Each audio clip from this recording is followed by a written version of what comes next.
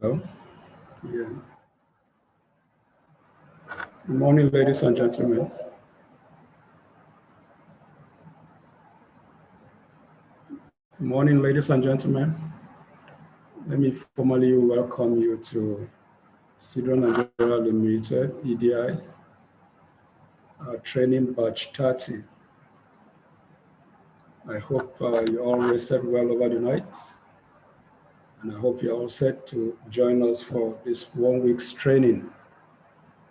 We normally start our lectures with a pre-lecture quiz, which we posted earlier, and I hope you've all had the time to attend to it. If you have, then I think we're set to go.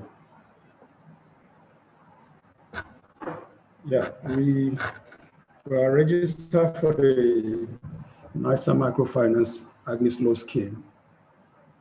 We are all, I believe, budding entrepreneurs or people who are already into business and who want to start their own business or who want to expand their own business. Whichever your situation is, let me welcome you formally to this program and to say that we'll have a very exciting week ahead of us.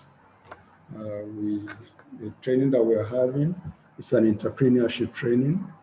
The bank, as one of its mandatory requirements before you are able to access the loan facility, is to attend a training, a 5-day training, and then, of course, a business plan. Those are the two mandatory things you need to do.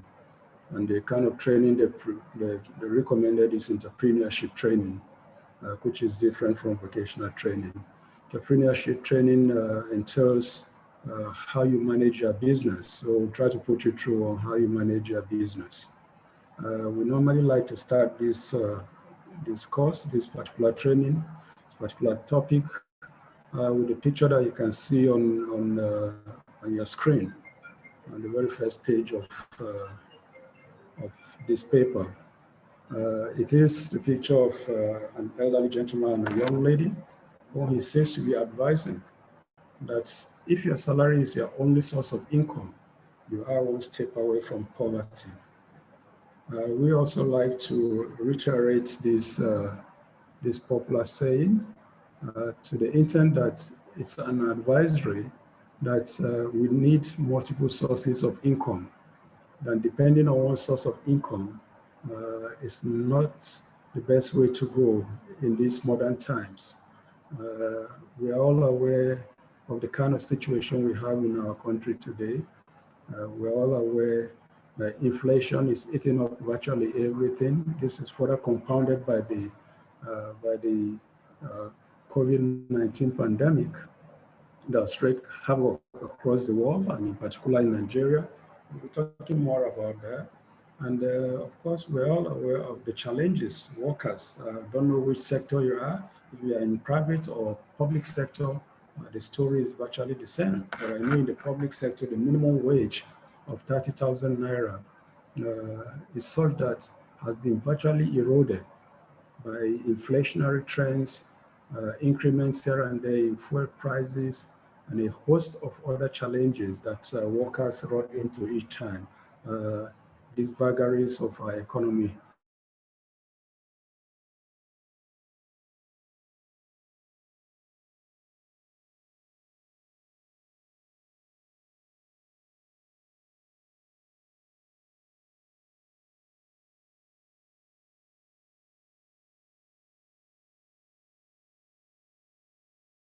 Their bills.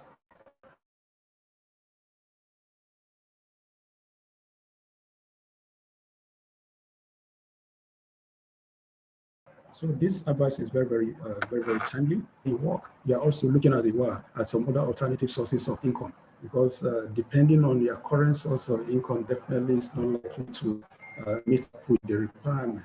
So you really need an alternative and then another source of income that will be able to complement what you have currently. So it's important that we have this at the back of our mind. And then as we pursue this program, let's be steadfast about it and make sure that we succeed in whatever it is that we want to do. Okay? So that is our starting point.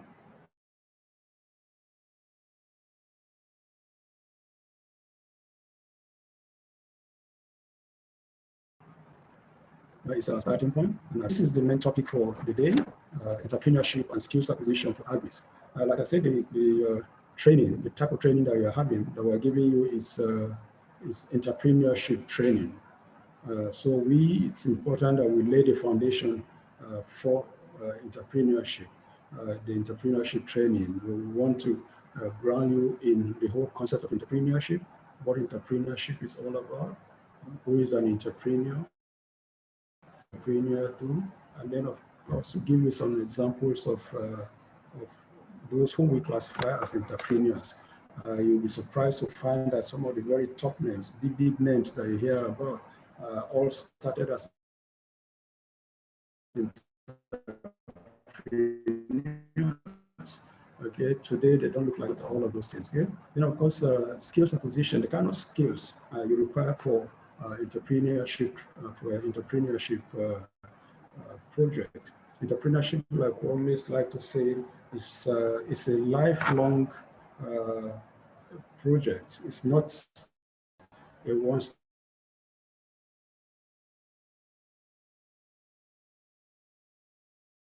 Not a 100-meter dash, but it's a marathon, something that the moment you start, you are involved in it and you keep on and on and on until you make a success of whatever venture you've gone into. So the kind of skills you require to make a success of that. And then for Agsmeis, okay, what is Agsmeis? I'm sure you have gone across this term, Agsmeis. So break down Agsmeis for you. We'll let you know what Agsmeis is all about. Then we break down what its components, what it's made of, and then why it was the whole idea, the whole concept, how the whole concept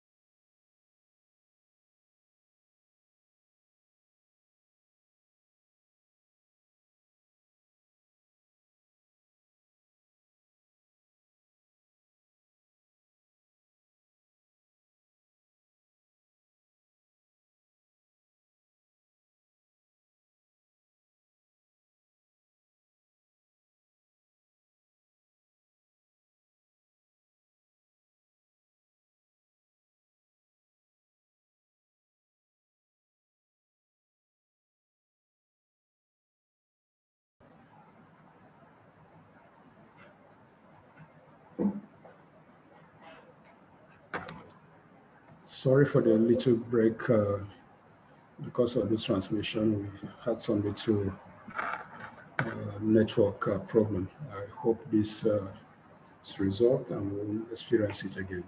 Yeah. Right. So, like I was saying, we're looking at the training objectives. Sorry. I'm looking at the training objectives before this. All right, so we're looking at the training objectives. Said we'll start. The first objective of this training is to understand the Agsmeis loan scheme. What is the Agsmeis loan scheme? We'll give a breakdown of what the Agsmeis loan scheme is all about. To expose participants to the objectives, the components and processes of achieving the goals of Agsmeis. to understand the concept of entrepreneurship.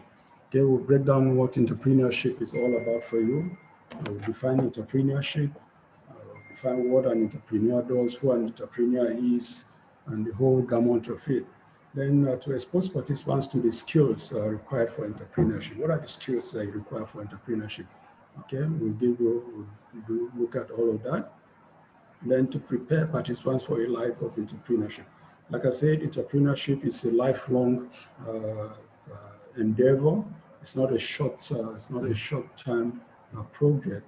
It's something that the moment you go into, you are in it for the long haul until you achieve what you set out to do and leave behind for yourself, for a legacy, and then an inheritance for your family too, where they can also continue from that. That's the aspiration of everybody who is into entrepreneurship, and I hope we'll all be able to make a success of that also. Okay. So the training outline, this is our training outline. These are the topics we'll be looking at going forward. First, defining Agsmeis, its objectives, components, and processes of attaining this goal. Secondly, defining entrepreneurship. Third, types of businesses and vocational skills. Then consideration before starting a business. Before you start a business, what are the things that you need to consider before you start that business? You don't just jump into a business without knowing all of the things that make a success of it. Okay, so it's important that we have an idea of the things we need to consider before we start any business. There are hurdles in anything that we do in life. We find that the moment we start, we're likely to run into some kind of barriers, into some kind of hurdles or challenges. So look at the hurdles that you are most likely going to run into if you are starting a small business. Then sources of funding for small and medium enterprises. What are the sources of funding for people who want to start their own businesses? You are in this program today, and of course, I'm sure you are in the program because you want to access funding, access financing. So this is one of the ways of accessing sources of funding. What are the other sources of funding? So these are the things we'll be looking at. The other sources of funding, we'll be looking at the other sources of funding if you want to start your own business, okay?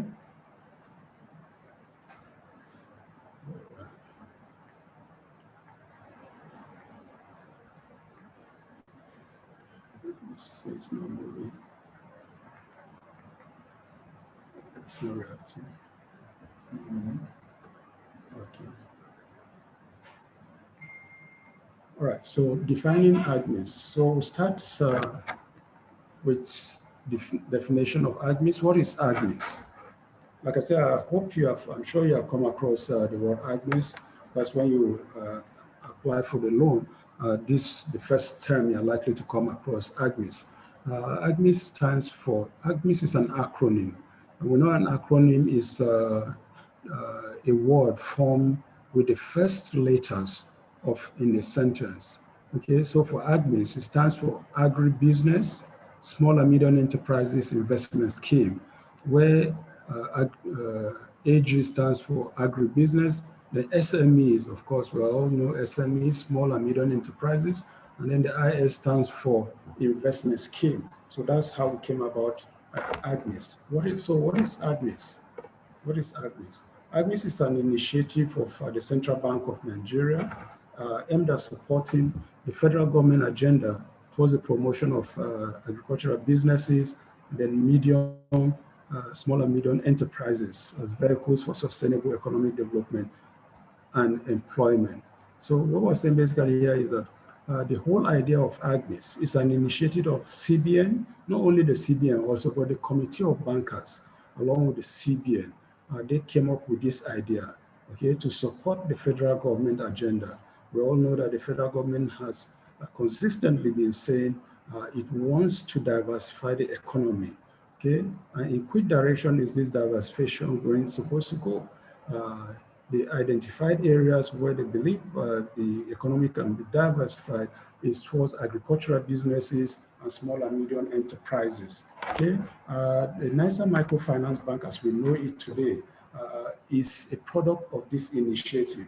Okay, because it is the body empowered to manage the Agsmeis loan scheme.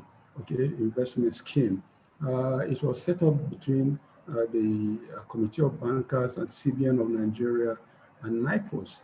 They are the three main shareholders. The Committee of Bankers has 50% shares in the bank. CBN through NISA has 40%, and NIPOS has 10%. NIPOS own share is represented in the office space it provides for NISA, the NISA Microfinance Bank, in all of its branches. If you want to locate the NISA Microfinance Bank in any state of the country, all you need to do is go to the nearest NIPOS office in your locality. So NIPOS, we know that NIPOS has 774 branches across all the local governments in the country. So in each of these branches, a NISA Microfinance Bank is supposed to be located. Okay, the whole intent really is that to be able to take, apart from providing loans and all of that, it's also intended to be a rural bank. Okay, they're trying to extend banking to the rural areas. We all know that in our country today, if you go to the rural areas, the only form of financial activity, banking activities that you find is likely to be in those operators of POS. They are basically those who are representing the financial institutions today with respect to providing financial services across the rural areas. But the NISA Microfinance Bank is designed in such a way that it will operate in all of these localities and be able to provide the necessary services, as it were, in each of these locations across board. And so what is the whole essence of this initiative? We're all aware that the Nigerian economy is, as it were, is mono economy, which means that it is dependent on one major source of revenue earning. And for Nigeria, it is the oil industry. Okay, the oil sector is the main driver of the Nigerian economy. Okay, it provides about 95% of our revenue earning. Okay, and then over 75% of our foreign reserves is drawn from the oil sector. Okay, so the challenge we have is that each time that the oil sector runs into problem, each time there is a major hit on the oil sector, the Nigerian economy suffers. We're all aware of what the experiences we had just last year during the COVID pandemic, the coronavirus pandemic. We saw that the entire world was shut down. All the major economies of the world, from the US to EU to China, were all shut down. Okay, we also saw a situation where the industries, all of the industries across the world were also shut down. International travel, tourism and everything also shut down. Okay, we found aeroplanes lined up in the tarmacs of airports across the world. And all of these major industries, travels, are driven by the oil sector.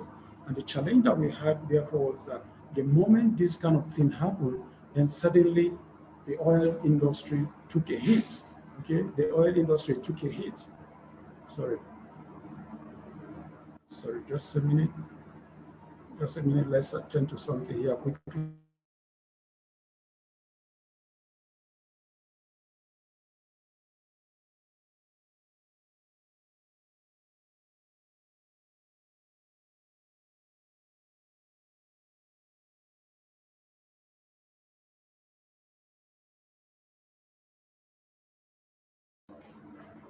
All right, sorry. So what happened is that the moment, because of this situation, the grounding of the entire world in terms of industrial activities, in terms of economic activities, international travels and all that, we know that it's the oil sector, the oil that drives most of all of these economies. The major industries are driven by oil. The transport system, the transportation industry is driven by oil. Airplanes are driven by the oil sector. And the moment the world was grounded, of course, there was an oil glut in the world. We saw pictures of tankers loaded with crude oil on high seas across the world. They were not delivering anywhere. Okay, no oil was being delivered anywhere because all the countries of the world were shut down. And the impact of this was that the revenue from oil also dipped. Oil that was selling at about $60 per barrel went down as low as $20 per barrel. It's only just about this week that we noticed that it has started going up again to up to about $70 per barrel. But that is the situation. So this is a situation that the federal government wants to address, okay? Because the government has realized that, look, there is no way that we can continue to rely and depend on oil. Because if we do, it is to our own peril. It is to our own peril to remain dependent, as it were, on oil. Because anytime there's a challenge in the oil industry, our revenue is going to drop. And of course, that explains why in 2016, the nation's economy went into recession. And late last year, mid last year, also because of this, the fall in the oil industry, Nigeria also experienced another recession. It was only last month that the country exited the second recession in under 2 years. Okay, so to be able to address this issue of over dependence on oil and all of its vagaries and all of its uncertainties, the government is been, for the past couple of years, promoting the whole idea of diversification. And diversification, of course, means that you have to move away from this sole source of your revenue to another source of revenue. And the area that the government has identified is agricultural businesses and SMEs. Okay, so what the CBN and Committee of Bankers has done is to ask, how can we support the federal government in this effort at diversifying? Okay, and one of the ways that it thought it can be able to be of assistance is to set up this bank, the NISA Microfinance Bank, so that it will be able to give out loans, be able to provide loans, easily accessible loans to Nigerians who need to be on their own, who want to start their own businesses, to be self-employed and being employers of labor. That is the way to go. Okay. Also, because of the COVID pandemic and then the challenges that came with it, we found that unemployment became very, very rife. Okay. We know that many young Nigerians, we know of the situation what we have in the country today, where many young Nigerians, okay, since graduation have not been able to find jobs. Okay, many of them are working the street.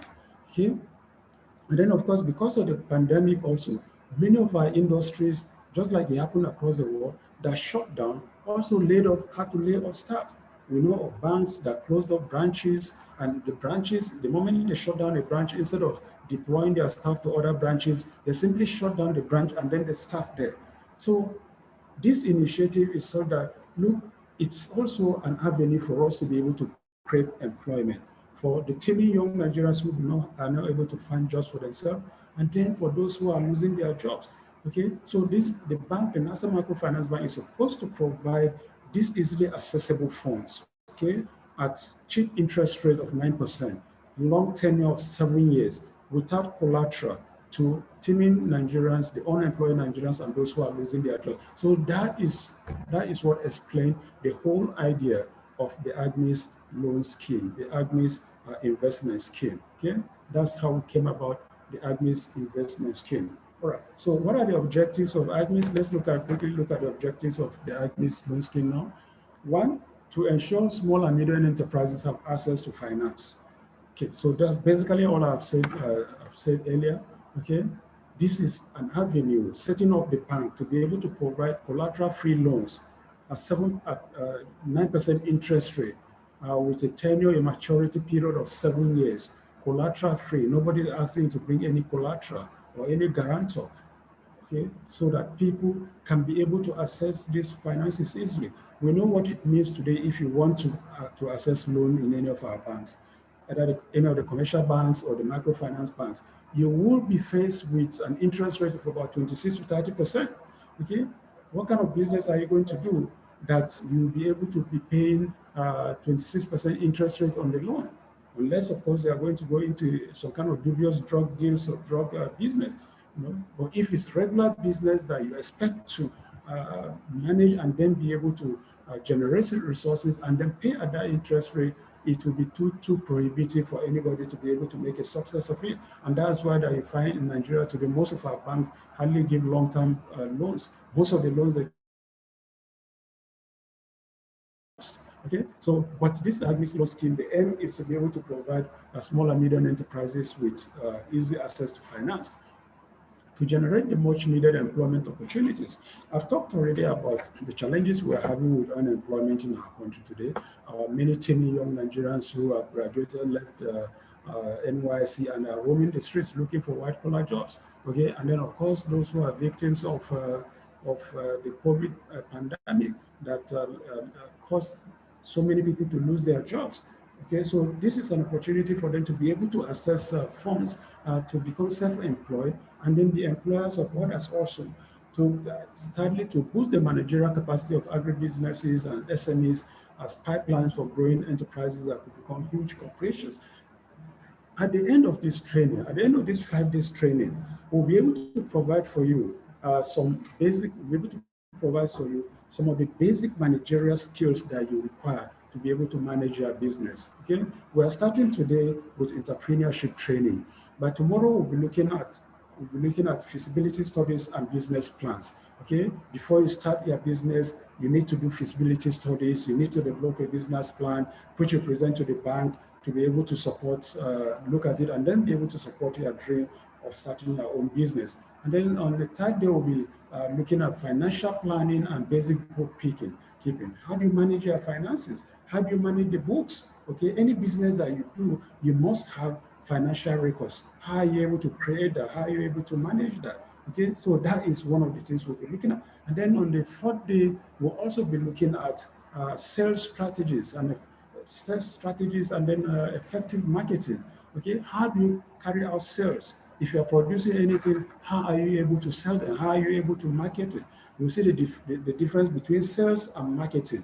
What does it entail? What is sales? What is marketing? Okay, so we'll be able to break down all of that for you. And on the fifth day, the final day, we'll be looking at business law. Okay, how do you register your business? How do you incorporate your business? How do you carry out business within the Nigerian environment? So these are the topics we'll be looking at. And at the end of this 5 days training, you'll naturally be able to prepare you on how to manage your business, to give you some basic ideas on how to manage your business, how you carry out feasibility studies, how you plan your finances, how you do your bookkeeping, and then of course, how by the time you produce, how do you carry out the sales, how do you market your product? All of these things are what we'll be looking at in the course of this training, so that at the end of the 1 week training, you'll be able to have impacted on use of managerial capacity for you to be able to manage your business. And then to develop the agricultural value chain and ensure sustainable agricultural practices. One of the major things that this loan supports is agricultural businesses. And when we talk about the agricultural value chain, okay, we are looking at the entire gamut of agriculture. Okay, when we talk about agriculture, the first thing that comes to mind for most people is crop farming. Yeah, agriculture is crop farming indeed, because everything that has to do with agriculture has to do with things to do with the field, with farming. Okay, well, agricultural, when we talk about the agricultural value thing, it's not just about the crop farming. It entails everything to do with farming. It entails everything to do with mechanization, the seedlings, the machineries that you use in your farm, the marketing, okay, the processing, the exportation of all of these items, and the things that you require to bring in to assist with the farming. So agricultural value chain is the entire gamut of agriculture, okay, from crop farming, okay, to the all of the machineries that you require, the seedlings, the fertilizers, the marketing strategies, how you market your products, the processing of those products, and then how you export them. That is what we mean by the agricultural value chain. And these are some of the things that at the end of this course we'll be looking at to prepare you for those who want to go into agricultural businesses, to prepare you for the agricultural value chain. And not only just the agricultural value chain, the SME value chain also, because the SME also has its own value chain, okay? The SME is a vast field of different kind of enterprises, and each of them has its own value chain. And when you look at the value chain in the SME also, we are looking at the various components of those things that you do in the productive activities of those enterprises, the small enterprises which you manage. Okay, so these are the things that we'll be looking at in the course of this because of this program. Okay, right. So, components of Agsmeis. Let's break down the components of Agsmeis now.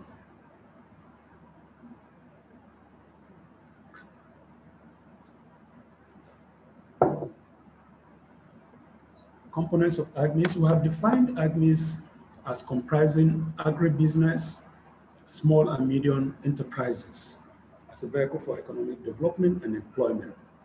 Okay, so we'll break it down now by looking at the agribusiness component of Agsmeis. So what's the agribusiness component of Agsmeis? In 2019, agriculture contributed 21.91% to Nigeria's GDP, surpassed only by industry at 27.38% and services and the services sector at 49.73%. This is huge. In fact, this is the 2019 figures. At the end of last year, fourth quarter of last year, MBS released its statistics for 2020, and agriculture was contributing about 30% to Nigeria's GDP. Okay, way beyond the 21.91% in 2019. Okay, so although Nigeria depends heavily on the oil sector for its budgetary revenue, Nigeria is predominantly an agricultural society, with approximately 70% of the population engaged in agriculture. Okay, oil, the Nigerian oil, like I said earlier, Nigeria derives about 95% of its export earnings is on oil, and then 70% of government revenue is also dependent on oil. But in terms of GDP contribution, the oil sector contributes less than 10% to Nigeria's GDP. In 2015, it was just 9%. In 2016, it was 8%. In fact, last year, the fourth quarter report of NBS, which I just quoted, the oil sector contributed 8.6% to Nigeria's GDP. So when you compare it to agriculture's contribution, the agricultural business sector's contribution to Nigeria's GDP, you find that it triples the contribution of the oil sector. So despite the fact that Nigeria derives over 95% of its export earnings from oil and 70% of Nigeria's revenue is derived from oil, but in terms of GDP contribution, it is way far lower than what the agriculture contributes. Okay, so if you want to diversify the economy, therefore, which direction will you be looking at? You'll be looking at the direction of that sector that contributes substantially to your GDP. So it is this trend, okay? It is this trend, that is the trend of the contribution of agriculture to the GDP that the government wants to leverage on, okay, with its renewed focus on the agriculture sector in an attempt to diversify the economy from oil. So Nigeria wants to diversify its economy from dependence on oil, and naturally the sector that it should go into is the agricultural sector. The agricultural sector, which has all the promises of making the difference in terms of employment, in terms of revenue, large revenue generation. This is also what informed the current government's effort and devoted energy to initiatives like the Anchor Borrowers Program and now the Agsmeis Loan Scheme. I'm sure you are all familiar with the Anchor Borrowers Scheme. The Anchor Borrowers Scheme is another CBN initiative, but this one is targeted at the rice industry, okay, rice production. You all know the challenges that we've had in this country when Nigeria was dependent, as it were, almost 90% on importation of rice from Thailand, from Myanmar, Bangladesh, Pakistan, India, and the rest of the Far East countries. Nigeria was solely dependent on the importation of rice. Most of our foreign reserve was depleted because of our dependence on importation of rice and the poultry businesses and poultry products. Okay, but the current government drew a line and said, no, we can also produce rice in our country because we have the field, we have the land, we have the resources, we have the human resources, and then very, very arable land where we can also be able to produce our rice.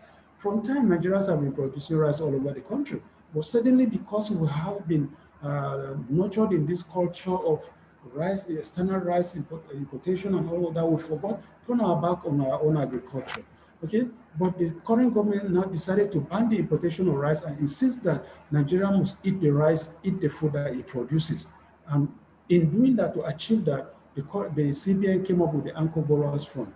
And then, of course, started injecting a lot of funds, a lot of loans to farmers in places like Kebbi State, Anambra, Ebonyi, Lagos, Ogun, and in fact, across the entire country. Not just last week, we saw the pyramids, the rice pyramids of Kebbi State. Okay, we've seen so many of our young men who have been walking the streets all gone back to farms in Kebbi State. Okay, we've seen sometime in December last year, we saw the pyramids of rice pyramid in Ogun State. We've heard about the partnership between Lagos and Kebbi State with the lake rice. Okay, today Nigeria is the largest producer of rice in Africa and the 8th largest producer of rice in the world. Okay, so we have stopped most homes in Nigeria today. The rice that most people eat in most homes in Nigeria today are drawn from the rice that we produce locally in the country, and that is how it should be. Okay, because any country that cannot feed itself is in a serious problem. So it is this initiative, the success of this Anko Bora's program, that the Agsmeis loan scheme also wants to promote. Okay, providing easily accessible funds to agribusinesses and the SMEs. Okay, so that is what is being done in the agricultural sector. So the current drive, that's a drive in the agricultural sector, is a recognition of agriculture to economic growth and development, in providing food for the expanding population, increasing the demand for industrial products, providing local foreign exchange earnings for import of capital goods, increasing social income, and in providing employment and improving welfare of staff. What we're saying basically here is that agriculture, the government has recognized the contribution of agriculture to economic growth and development, and also in providing food for the expanding population. I just mentioned now that we were depending, as it were, relying on importation of rice, poultry products for our population, for our citizens. No country depends on importation of food to feed its people. The first and foremost responsibility of every country is to be able to feed its own people. If you expose yourself to just importation of food to feed their people, then you are in serious problem. In the first place, where is the money? Where are you going to get the money for that kind of importation? Where are you going to get the money for that kind of importation? Importing food for your citizens. The money is not going to be there. All you do is you deplete your entire foreign reserve. You deplete your entire resources in importation of food. How much will you require? Nigeria's population is growing exponentially. We have over 206 million people in Nigeria today. How much do you have to be able to continue to import food to feed this large population? So the first and foremost responsibility is for you to be able to feed your own people. That is our first and foremost responsibility in this country. So that is one of the reasons why expanding the agricultural activities is being pushed for. Of course, it also provides a source increasing demand for industrial products. Agricultural produce are one of the major sources of our industrial development. Most of the products that will come out of our agriculture goes into our industries, okay? And so for us to be able to sustain our industrial base, we have to continue to increase our activities in the agricultural sector, okay? The produce that all of the products that come out of agriculture goes into productive activities, manufactured items, which we use in our country today, in our industries today. Okay, if you're looking at household products like tomatoes and things like that. Okay, are you looking at the textile industry, where the cotton industry is cotton agriculture, production of cotton is being enhanced? All of those things, animal husbandry, leather production, all of those things. All of these things are products of agriculture that go into our industrial sector, providing local foreign exchange earnings for import of capital goods, as we also produce our agricultural products and then be able to export them. So we'll be able to generate foreign exchange. And it is that foreign exchange that we generate that we also use in importing capital goods. So as we sell our products, our raw materials outside, processed raw materials to the international market, the foreign exchange that we also generate, we use it to import capital goods, that's industrial products, which we bring into the country to support our industrial, our manufacturing sector. Okay, also increases social income. I just mentioned now that many of our young men who are previously working the streets, doing menial jobs, today have gone into agriculture. And in going into agriculture, they are beginning to earn for themselves a whole lot of money, which they use in supporting themselves. We have these very wonderful stories coming out of Kebbi State, where young men and women who are into agriculture today are buying for themselves cars, buying household appliances, electronics and things like that, very, very smartphones, sending themselves to on pilgrimages and things like that. Some marrying additional wives, as is accustomed up there. So these are things that the income, social income has done. And of course, it has continued to provide employment and then, of course, improving the welfare of our people. So it is these gains, the gains from agri, that explain the need for us to support the growth and expansion of agri and agro-allied industrial and its associated value chain. So by the time we look at the whole gamut of agricultural businesses, we'll find that it is very, very key and important that the government and all of those who are in a position to assist should continue to support the growth of the agri and agro-allied industry. Okay, so that is one of the benefits of the Agsmeis loan scheme. Right. So let's look at the second component of Agsmeis. Okay, the SME sector, the small and medium enterprises. Okay, the SME sector is the backbone of developed economies. Mark the word here, backbone of major developed economies, as well as an important contributor to employment, economic, and export growth. So the key word here is backbone of major developed economies. We're not talking about developing economies, we're talking about developed economies. And when we talk about developed economies, we're looking at the economies of places like the United States, we're looking at the EU countries, we're looking at China.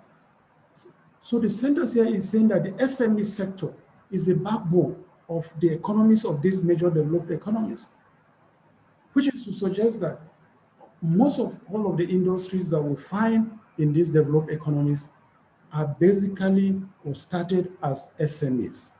So it's a lesson for us in the developing countries that for us to also become major developed economies, we have to do something about our SME sector.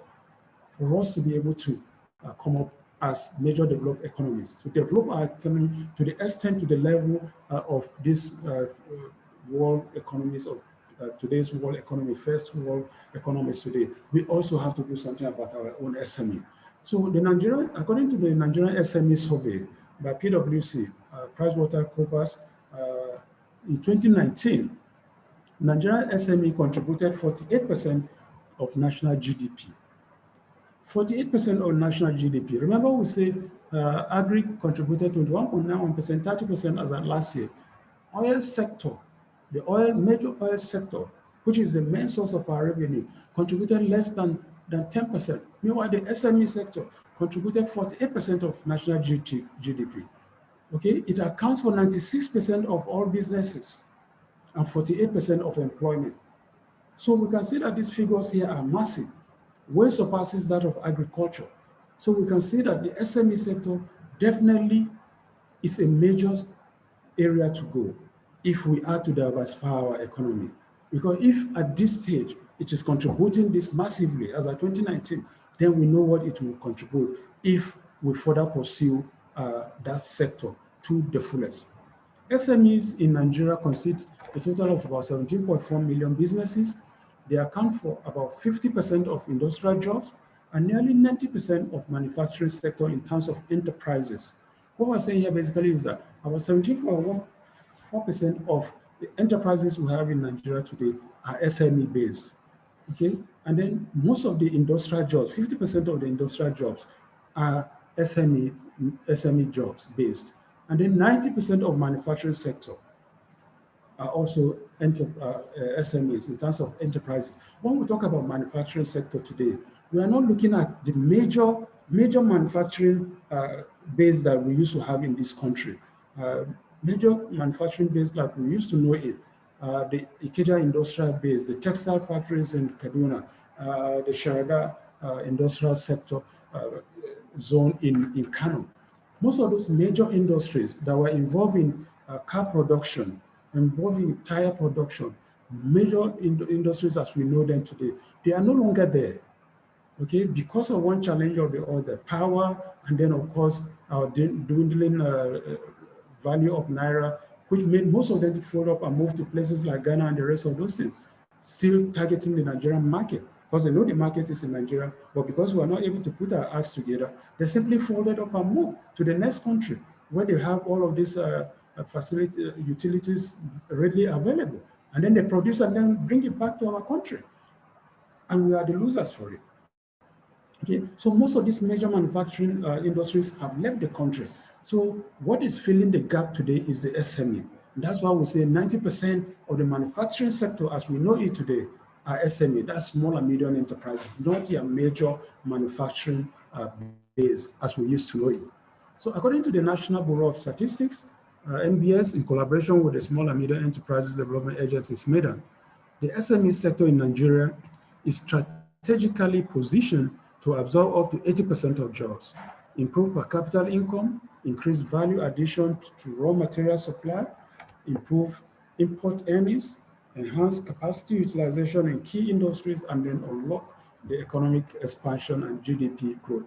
So this is the picture that the NBS and SMEDA have painted, that if we are able to develop our SME sector to the point where it is supposed to be, 80% of the jobs in Nigeria will be based on SMEs.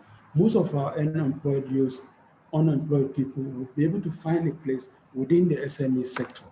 And who is going to develop that? That is what you and I are trying to do today by trying to access this loan facility and then start our own businesses. If more and more people are able to have access to funding and they start their own businesses, that is how the direction to go. That is how we build the SME sector. So 80% of jobs will be based, as it were, on SMEs, okay? And it will improve the per capita income. Per capita income is the income earnings of people within a given population size, okay? And if we are able to engage people within that kind of population size where they are able to earn some money for themselves by involving themselves in enterprises, that is improvement in our per capita income base. And then, of course, it means also the spending power, purchasing power, which is what countries need to be able to boost productivity.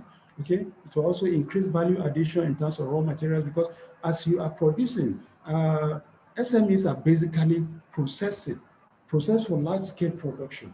So whatever it is that you do, you also are able to contribute raw materials, process raw materials for the major industries as it were. And then of course it will increase import earnings for the country, and then capacity utilization. So that is what we are likely to aim to achieve if we are able to achieve the goals of expansion of the SME sector. Okay, so it is this potential which the government wants to explore and expand. Okay, it is this potential. The government has identified the SME sector as a major area where we can diversify and then of course explore. But then there is a challenge. So it is this potential which the government wants to explore and expand. But it realized that there exists a missing middle. There exists a missing middle, which is that SMEs still find it hard to access funds. What we're saying basically is that the government has seen the potential in the SME sector, in the agricultural businesses, but it has also identified that there is a missing middle. And what is this missing middle? The missing middle it has identified is that access to funds, that there is a difficulty in accessing funds. I've told you not long ago that if you want to access funds for your business, for example, and you want to go and borrow from the banks, the cost of funds is so prohibitive, so exorbitant at 26 to 30% interest rate.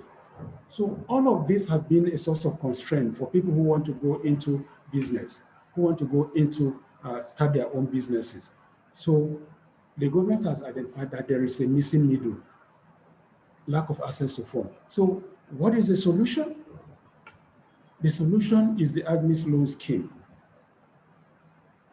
Government solution, response and solution to this missing middle, to this difficulty in accessing funds is the Agsmeis loan scheme, where it is trying to provide affordable and easily accessible funds to this vibrant and explosive sector with a high potential to be a major backbone for Nigeria's economic development and growth. So government has seen that, look, yes, we can be able to achieve the goals of rapid economic development and growth and employment through agricultural businesses, through the SME sector. But then the challenge of funding is there. And one of the solutions that we can provide, one of the ways we can overcome this is by providing this Agsmeis loan scheme, okay, which is easily affordable funds, easily affordable finances, collateral-free loan, 9% interest rate, 7 years tenure, and without any collateral, without seeking any guarantor. This is the way to go. That is what the government has decided to do, coming up with the Agsmeis loan scheme, which is being supported by committee bankers and then the CBN. So we have finished the introductory section of this paper that's discussing the Agsmeis loan investment scheme, what it entails, its components, how it came about, it was initiated. So the next session we're going to is entrepreneurship.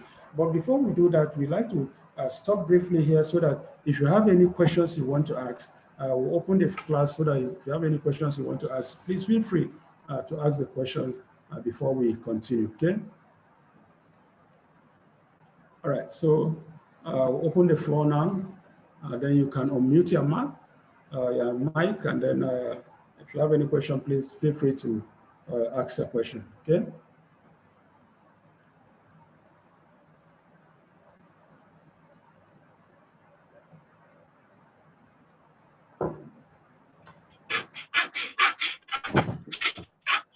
Yeah, poor boy. Is that your name or is that your phone? If you have any question, please go ahead and ask. Destiny, I can see you are highlighted. You have any question? Destiny, you have a question?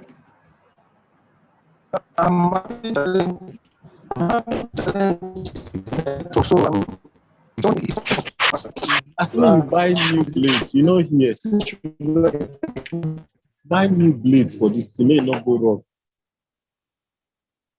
Sorry, Destiny. Okay. We cannot hear you. Oh, yeah, go ahead. Your network is not too clear.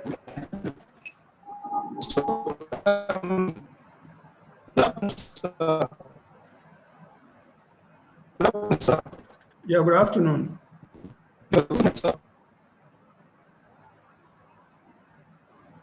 I can't hear you.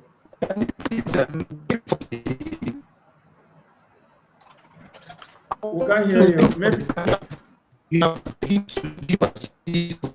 Maybe you go to the chat box and then type your question there. Right, Infinix Notes, if you write your name on your assessor, that will be able to hear you.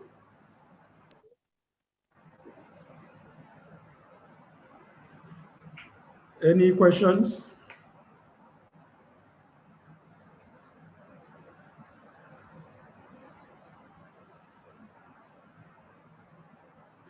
Yeah, we are listening. Is there any questions?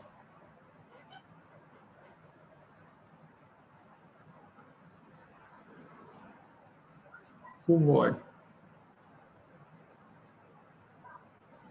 You can unmute your mic if you have any question to ask. Tawfiq. I cannot say Tawfiq on the monitor. Tawfiq, you have any question? Go ahead and ask. Charles Chukuma, you are highlighted. You have any question? Yes. Can you hear me? Yeah, I can hear you. Please, I have issues with this network. Most times when you are communicating, things will come out, all of a sudden I'm logged out. A lot of the things that are being said here, sooner or later, I find it difficult to even follow up because again and again, I go back to re-log in and log out and log in. I want to ask, is there a blueprint for us so that even after these lectures, we will be able to read these things with the scripts verbatim, not just by the live videos? Can we have a script that we can read everything that you have just taught? Thank you. Yes, at the end of the lecture on this WhatsApp platform, you have the slides. These same slides that you are going through now will be posted there. And then, of course, YouTube recording. If you are having problems with accessing through Zoom, please, you can follow the link on YouTube, okay? And then you can follow this same lecture on YouTube right now as it's going on live, okay? So you'll be able to follow it on YouTube without, if you're having problems with the Zoom connection. Okay? On YouTube. Yes, YouTube. Have you posted the link? The link has been posted, so you can also follow us on YouTube. Okay? Okay, thank you. But at the end of the lecture, you'll find the slides, the PowerPoint slides for you to be able to go through. Yeah. So you don't have any problems. You don't miss anything. Thank you, Charles. Okay. Yeah, Goodwill. No, I just have the same issue from what the guy just complained now. I missed a lot of things trying to log in, log out. So I think it's just asked the same question I wanted to ask. Okay, I think it's the network maybe in your area. But if you're having that problem, just go to the YouTube. You'll be able to hear us there too. No, it's clear now, but I lost a lot in the past. I didn't get your first speech. I didn't get anything just until now I started asking questions. That's just it. I missed everything you said initially. All right, I'm sure you'll follow in the second section and then the slides will help. Okay, I will. Yeah, I noticed you guys were coming in and out and I was wondering why you guys keep coming in and out, Yeah. Destiny is asking, is the initiative only for agri-based? No, I just emphasize the SME sector now. I just talked at length about the SME sector. So it's not just about the agri-based, okay?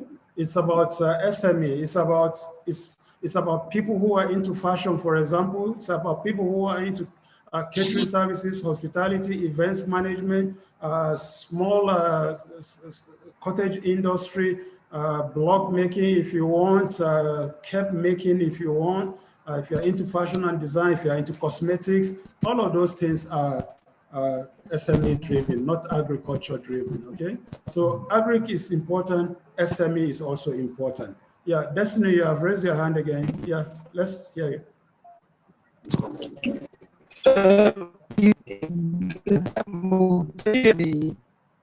Your network is not good at all, Destiny. No. You can go, just like this guy now, you can go to the chat, go to the chat box, okay? Go to the chat box and then ask your question, okay? Destiny, you are the one who just asked the question now, Destiny. You are the one who asked if the initiative is only agri-based, isn't it? Yes. Type, if you have another question, type another one. Because yes. You are the, yeah, okay. You have a follow-up? Can you hear me? Yeah, go ahead. The reason I asked that question was you were saying something about the SME, the small and medium enterprises. So I'm like, is it only the agricultural sector that would have the small and medium enterprises? What are the examples of small and medium enterprises when you bring it to the agricultural sector? No, how does I try? I really can't pick you. I don't know if your colleagues are hearing you, if they can help here. Is anybody hearing Destiny well? Okay, Destiny, you know what we'll do? We'll continue. Okay, when we have another break, you can ask the same question again, eh? So we'll come back to it. Okay? No problem. All right, thanks. No problem. All right. Okay, well, I can hear you clearly now. No problem, no problem. I can hear that one clearly. Can you give it a try again? All right. Forget it. We'll catch up with you later. I want to type it. I want to type it. Go ahead and type it. We'll respond to you. Yeah. All right. Thanks for your effort. So we'll go back to our class now. Then we'll take the questions. We'll have another break shortly. Then we'll be able to take it again. Okay. All right. I hope no any other question for anybody else. We can go on. Apart from Destiny, who is having challenge. Charles has gone again, has come back. All right. All right. Hello. Yeah, hello. We're having network issues here. The line is breaking. Yeah, so what's your name, sir? Techno JB. What's your name? Emi John. Emi Jones. All right. Yes, what can we do for Emi Jones? Can you write your name on your distance so that we'll be able to identify you too? Well, how can we communicate on this Zoom? Is it through the WhatsApp platform? Communicate how? We are speaking now, aren't we? Okay, yes, sir. Like if I want to write to you now, will it be through this platform as well? Yeah, we have a chat box there. Now. We have a chat box. You can go and then ask any question you want, or you can go to the WhatsApp platform and ask any question you want. It's okay, sir. And like I advise, if you're having a network issue, join us on YouTube. Huh? YouTube it's okay, sir. All right, the YouTube is connected now. Okay, the YouTube is running, so you can always join us there. All right, so you can mute your mics now so that we'll continue. It's okay, sir. All right, so this is the second segment now. Can somebody go to the chat box and help me define what is entrepreneurship? What's your understanding of entrepreneurship? I give us 2 minutes. Let's somebody answer that for me. What is entrepreneurship?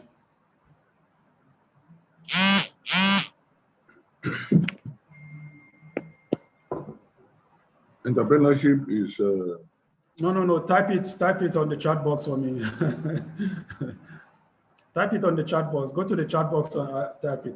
Yeah, okay, you can see it. Somebody is there already.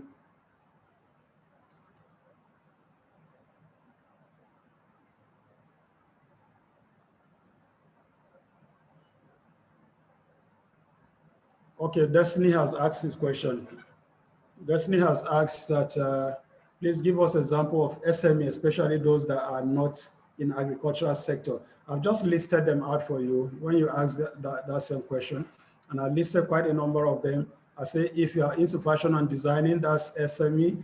If you are into cottage industry, you are into block making, for example, you are into hospitality, catering and services, event management, all those are SMEs. If you are into things like cap making, all those are vocational skills that you acquire. If you are into, what else do I have to mention? A whole lot of them. Those are all SME sector, not just agri, okay? So things that you do, things that you produce within the sector that keeps also becomes source of income for you. All those are SME products, not just the agriculture. Okay, if you're into ICT, okay, all those are SME. Okay, ICT, as we all know it today, is one of the largest fields in the world today. And most of the things that we are doing are ICT driven today. Most of international marketing are based on ICT today. All those things are SMEs, okay? All right. The automobile industry, the logistics, all of those things are SME driven, okay? Right. All right, can somebody go to the chat box? I'm looking at in the chat box. Can you define entrepreneurship for me? What is entrepreneurship? What is entrepreneurship?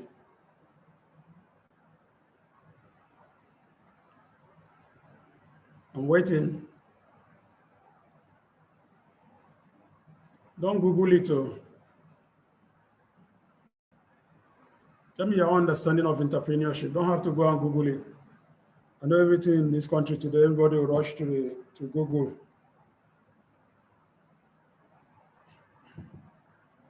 I hope I haven't given you an idea. Rafik, raise hand. Don't raise hand now. Go to the chat box and then type something for me.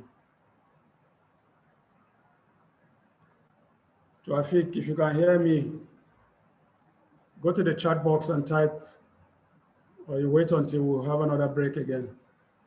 What's entrepreneurship? That's what I want to hear now.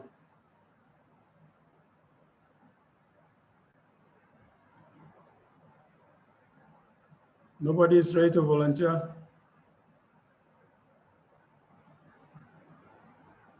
Yeah, go ahead, Destiny, but go to the chat box and type it for me.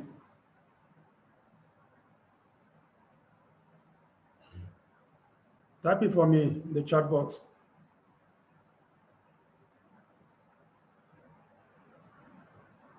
All right, nobody seems to be ready.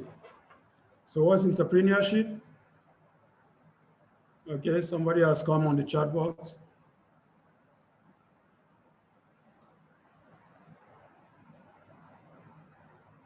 Helen Saro, it is the activity of setting up a business or businesses for purposes of making profit.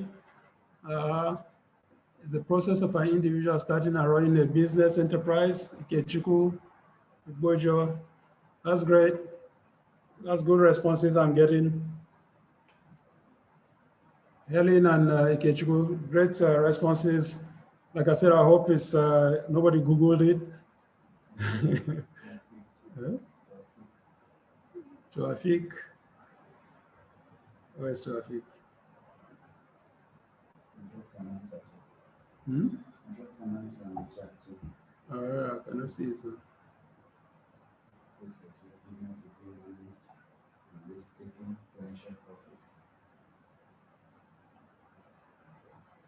Traffic.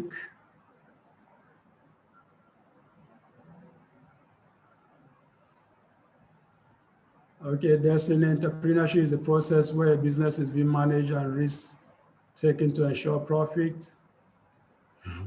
No, no Google. Okay, Helen says no Google, thanks. All right, thank you very much. I think I've received enough answers. Yeah, you're all right. Entrepreneurship is a process of starting a business, of course, with the essence, the purpose of making a profit, ready to take all the risks that go with it, okay? So just like Helen and Ikechukwu said, entrepreneurship is the process of starting and running a business enterprise. Okay, so anytime you start a business, contemplate a business, and you start a business and you start running a business, that's entrepreneurship. Okay, it involves investing capital. Capital is money in resources like people. People are resources. Okay, in development of products and services to create viable commercial enterprise. That's entrepreneurship. Okay, so each time you carry your money and invest in people, okay, to produce items and services, okay, that is entrepreneurship.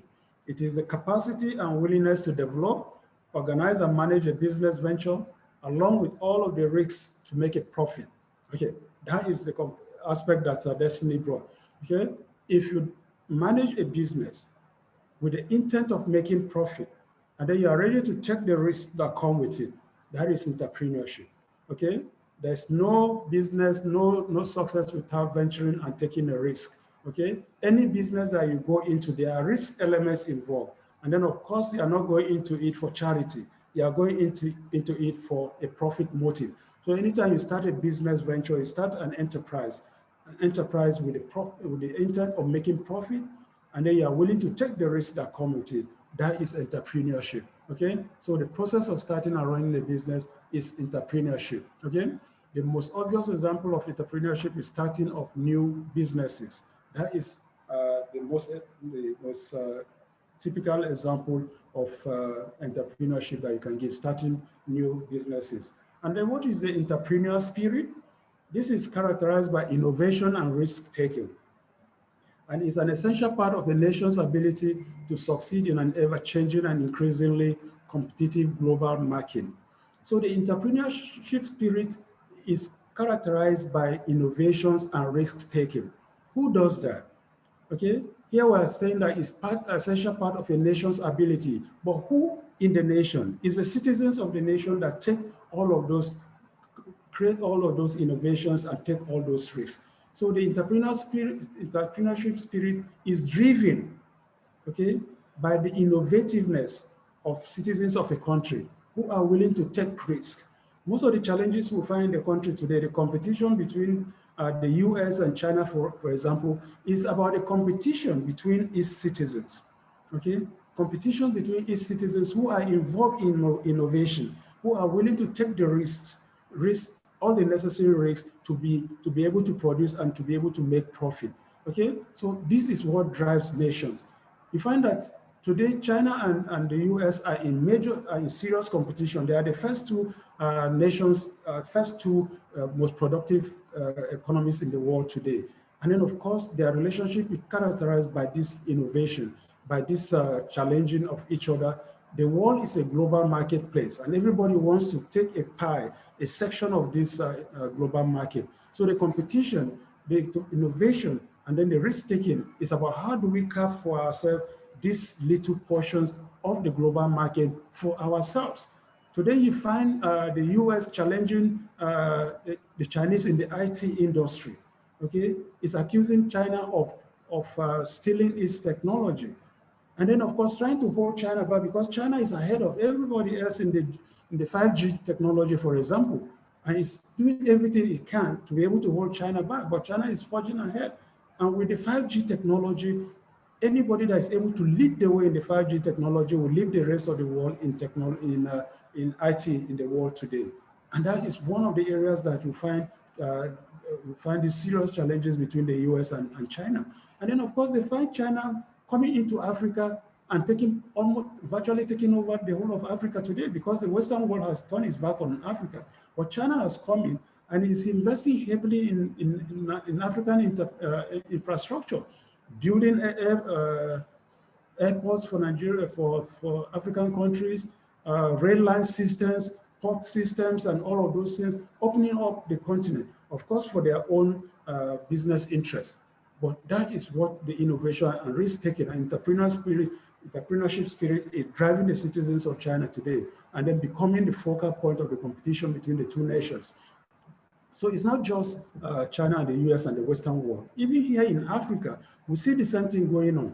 We see our Nigerian entrepreneurs competing with their other African counterparts, especially the South African companies that are struggling to take over the rest of Africa. But Nigerian entrepreneurs, for example, are also in the push for a major pie of the African market today. So we have companies like Dangote Cement Company in over 12 countries in Africa. We have Glo, for example, competing with MTN, trying to corner substantial part of the IT markets, the telecom market in Africa today. We find our Nigerian banks virtually taking over most of the West Coast countries. And not too long ago, we learned that one of the largest banks in Kenya has been bought up by a Nigerian bank. So these are all the kind of innovation and risk-taking and entrepreneurial spirit that is driving citizens of various nations all over the world, and then of course the country providing the buffer and the support for their citizens who are doing those wonderful things across the place, across the world. So that is what the entrepreneurship spirit is all about. It's about innovation, it's about risk-taking,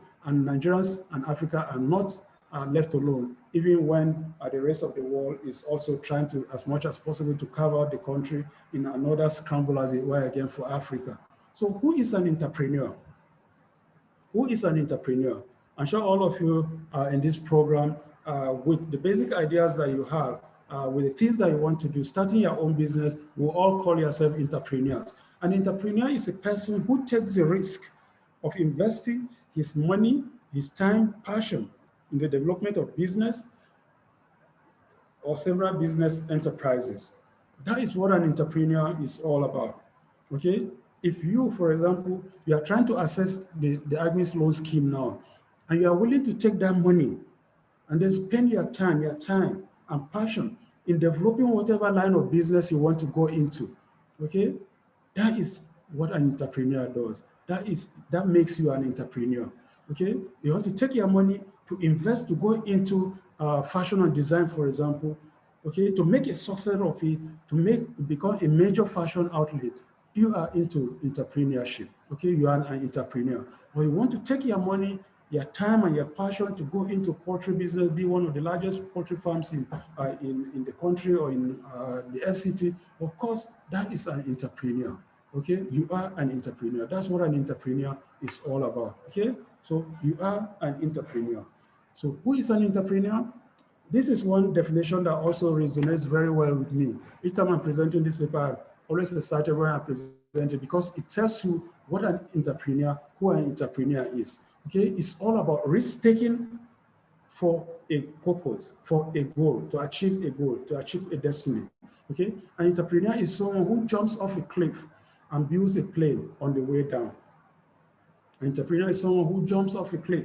We all know what a cliff is all about. A cliff is a massive hill with a big river and big gully and a river and the water flowing under it. So anybody who can take the risk of jumping off a cliff, that is literally speaking, okay? So whatever it is that you are doing, whatever line of business you are doing, it's your own cliff. You are jumping off your own cliff.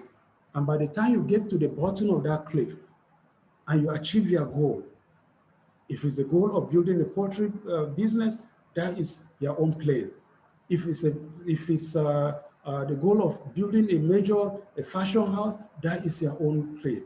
If it's the goal of building a strong IT hub, that is your own plane. Okay, that's the risk you have taken, and that is the plane you have built. Okay, so an entrepreneur is someone who jumps off a cliff. A cliff is taking the risk, and then building a plane on your way down is achieving that goal. So that is what it is literally. Okay. So an entrepreneur is someone who jumps off a cliff and builds a plane on the way down. The Wright brothers for me, the Wright brothers and their plane, for me, they represent the typical example of Reid Hoffman's definition of an entrepreneur. Okay, these two jumped off a cliff, and at the end of it, they were able to build their own plane. I'm sure you've all heard the story of the Wright brothers who started experimenting with building the plane, convinced that they can build a plane and an airplane that can fly from one point to the other. In 1902, 1903, when they succeeded in having their first elevation of just about 500 and 805 feet, they were able to fly 805 feet off the ground under 59 seconds. And by the time they told people they achieved that feat, nobody believed them. Nobody believed them. You can see the contraction they started. Today, because of their vision, and then their determination, unwavering determination, we are all the beneficiaries for it today.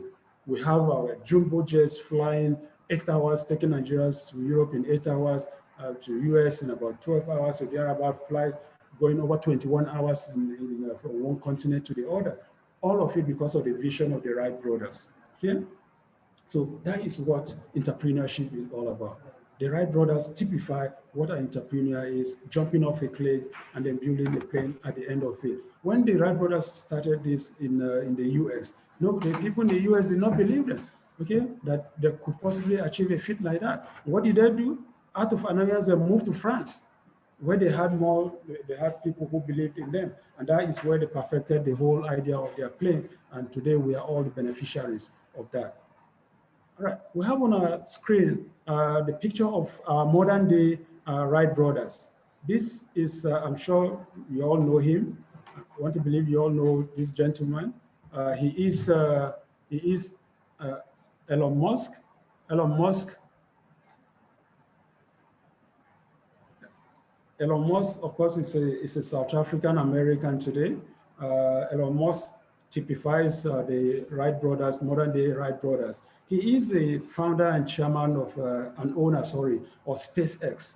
SpaceX is an aerospace industry that builds rockets, okay, rockets that take people to space.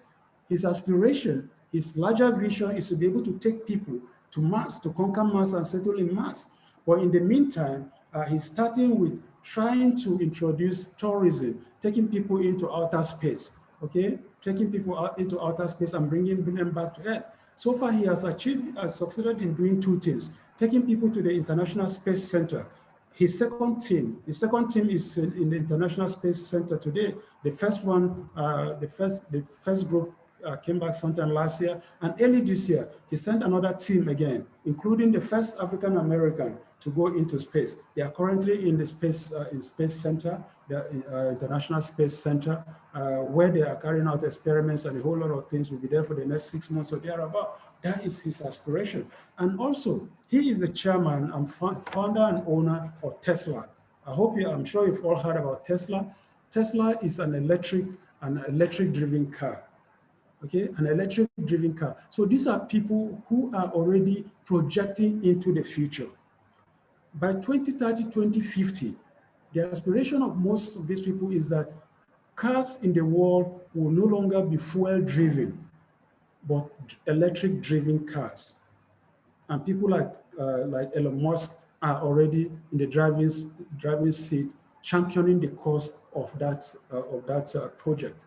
So when we talk about our oil in Nigeria today, and when we talk about diversification, this is what the federal government is looking at. Benz, for example, say by 2030, 50% of his cars will be electric driven. And by 2050, about 90 or 80% of their cars will all be electric driven.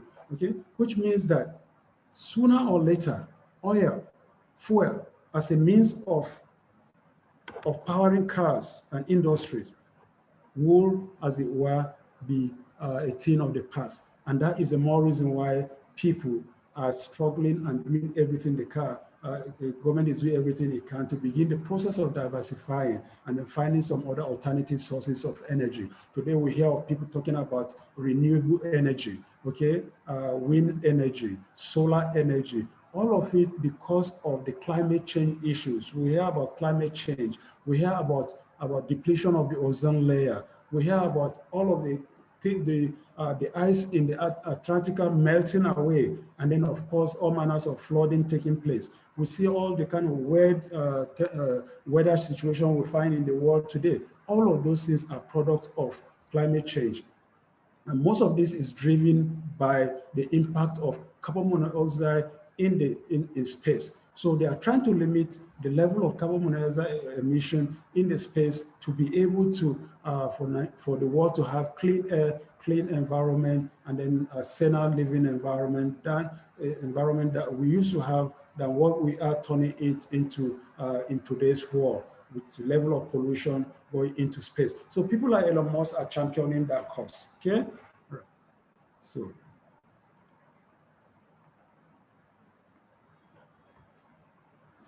Not moving stock. Right. So what does an entrepreneur do? What does an entrepreneur do? An entrepreneur identifies a need that no existing business addresses and determines a solution for that need. Simple. That's what an entrepreneur does. All of these other write-ups is summarized in that first sentence. An entrepreneur identifies a need that no existing business addresses and then finds a solution for it. I'm sure all of you who want to go into one form of business or the other have looked within your environment, within your community, and find that, look, there is a need here. There is a vacuum here that we need to fill, okay? And that is why you want to go into that line of business. Or even if that business exists, then you think there is a better way of doing it. There is a cheaper way of doing it. There is a more refined way of doing it. There's an alternative to what we are having.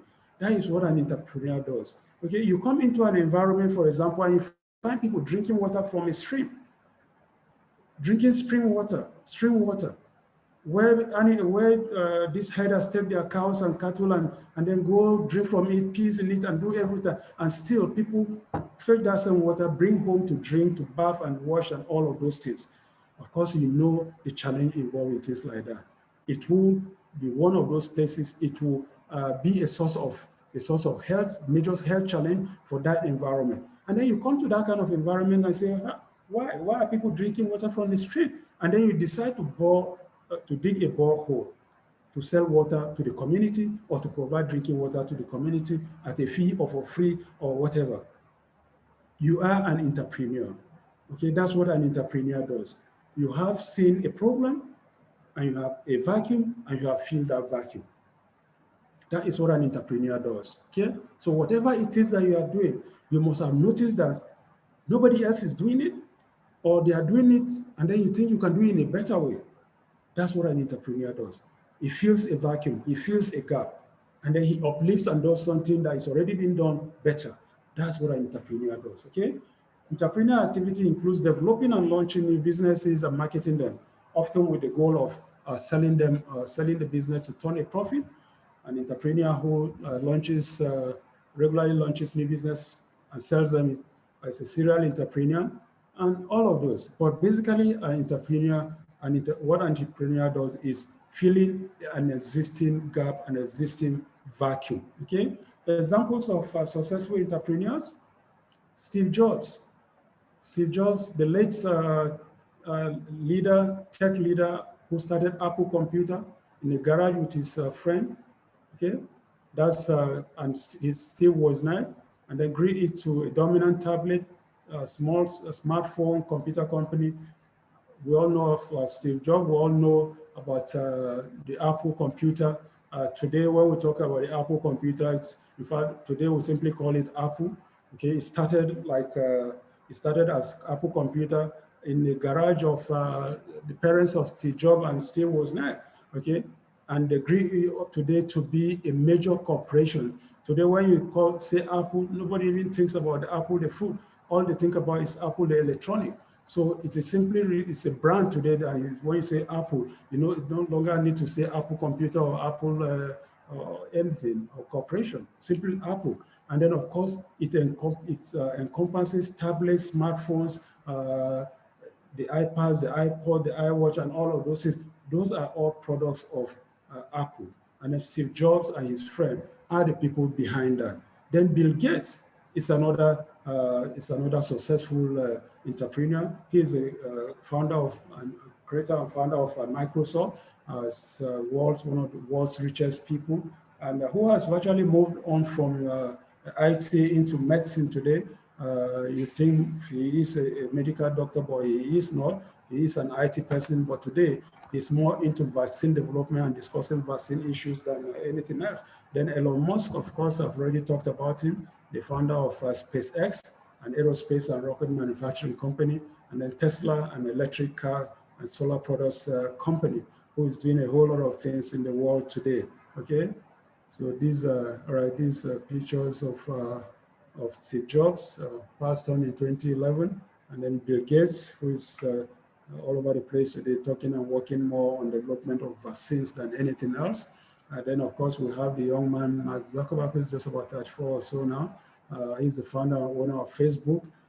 This started as a social networking service from his Harvard University dormitory in 2004. 5 years after, he had over 500 million users. Today, there are over 2 billion users with a revenue of over 6 billion in revenue. Okay, so that is what an entrepreneur is all about. Starting from a university dormitory, today is a multi-billion-dollar industry. Okay, so that is what successful entrepreneurs are all about. So here are our own Nigerian entrepreneurs, successful entrepreneurs. We all know them. We have Elumelu, for example, Adenoga, Dangote, Tedola, Awoshika. All these are Nigerian entrepreneurs who are doing a whole lot of wonderful things. Tony Elumelu, of course, we know, made his fortune in banking. Tedola, of course, the owner of Glow. Dangote, of course, we all know. Tedola, the oil industry.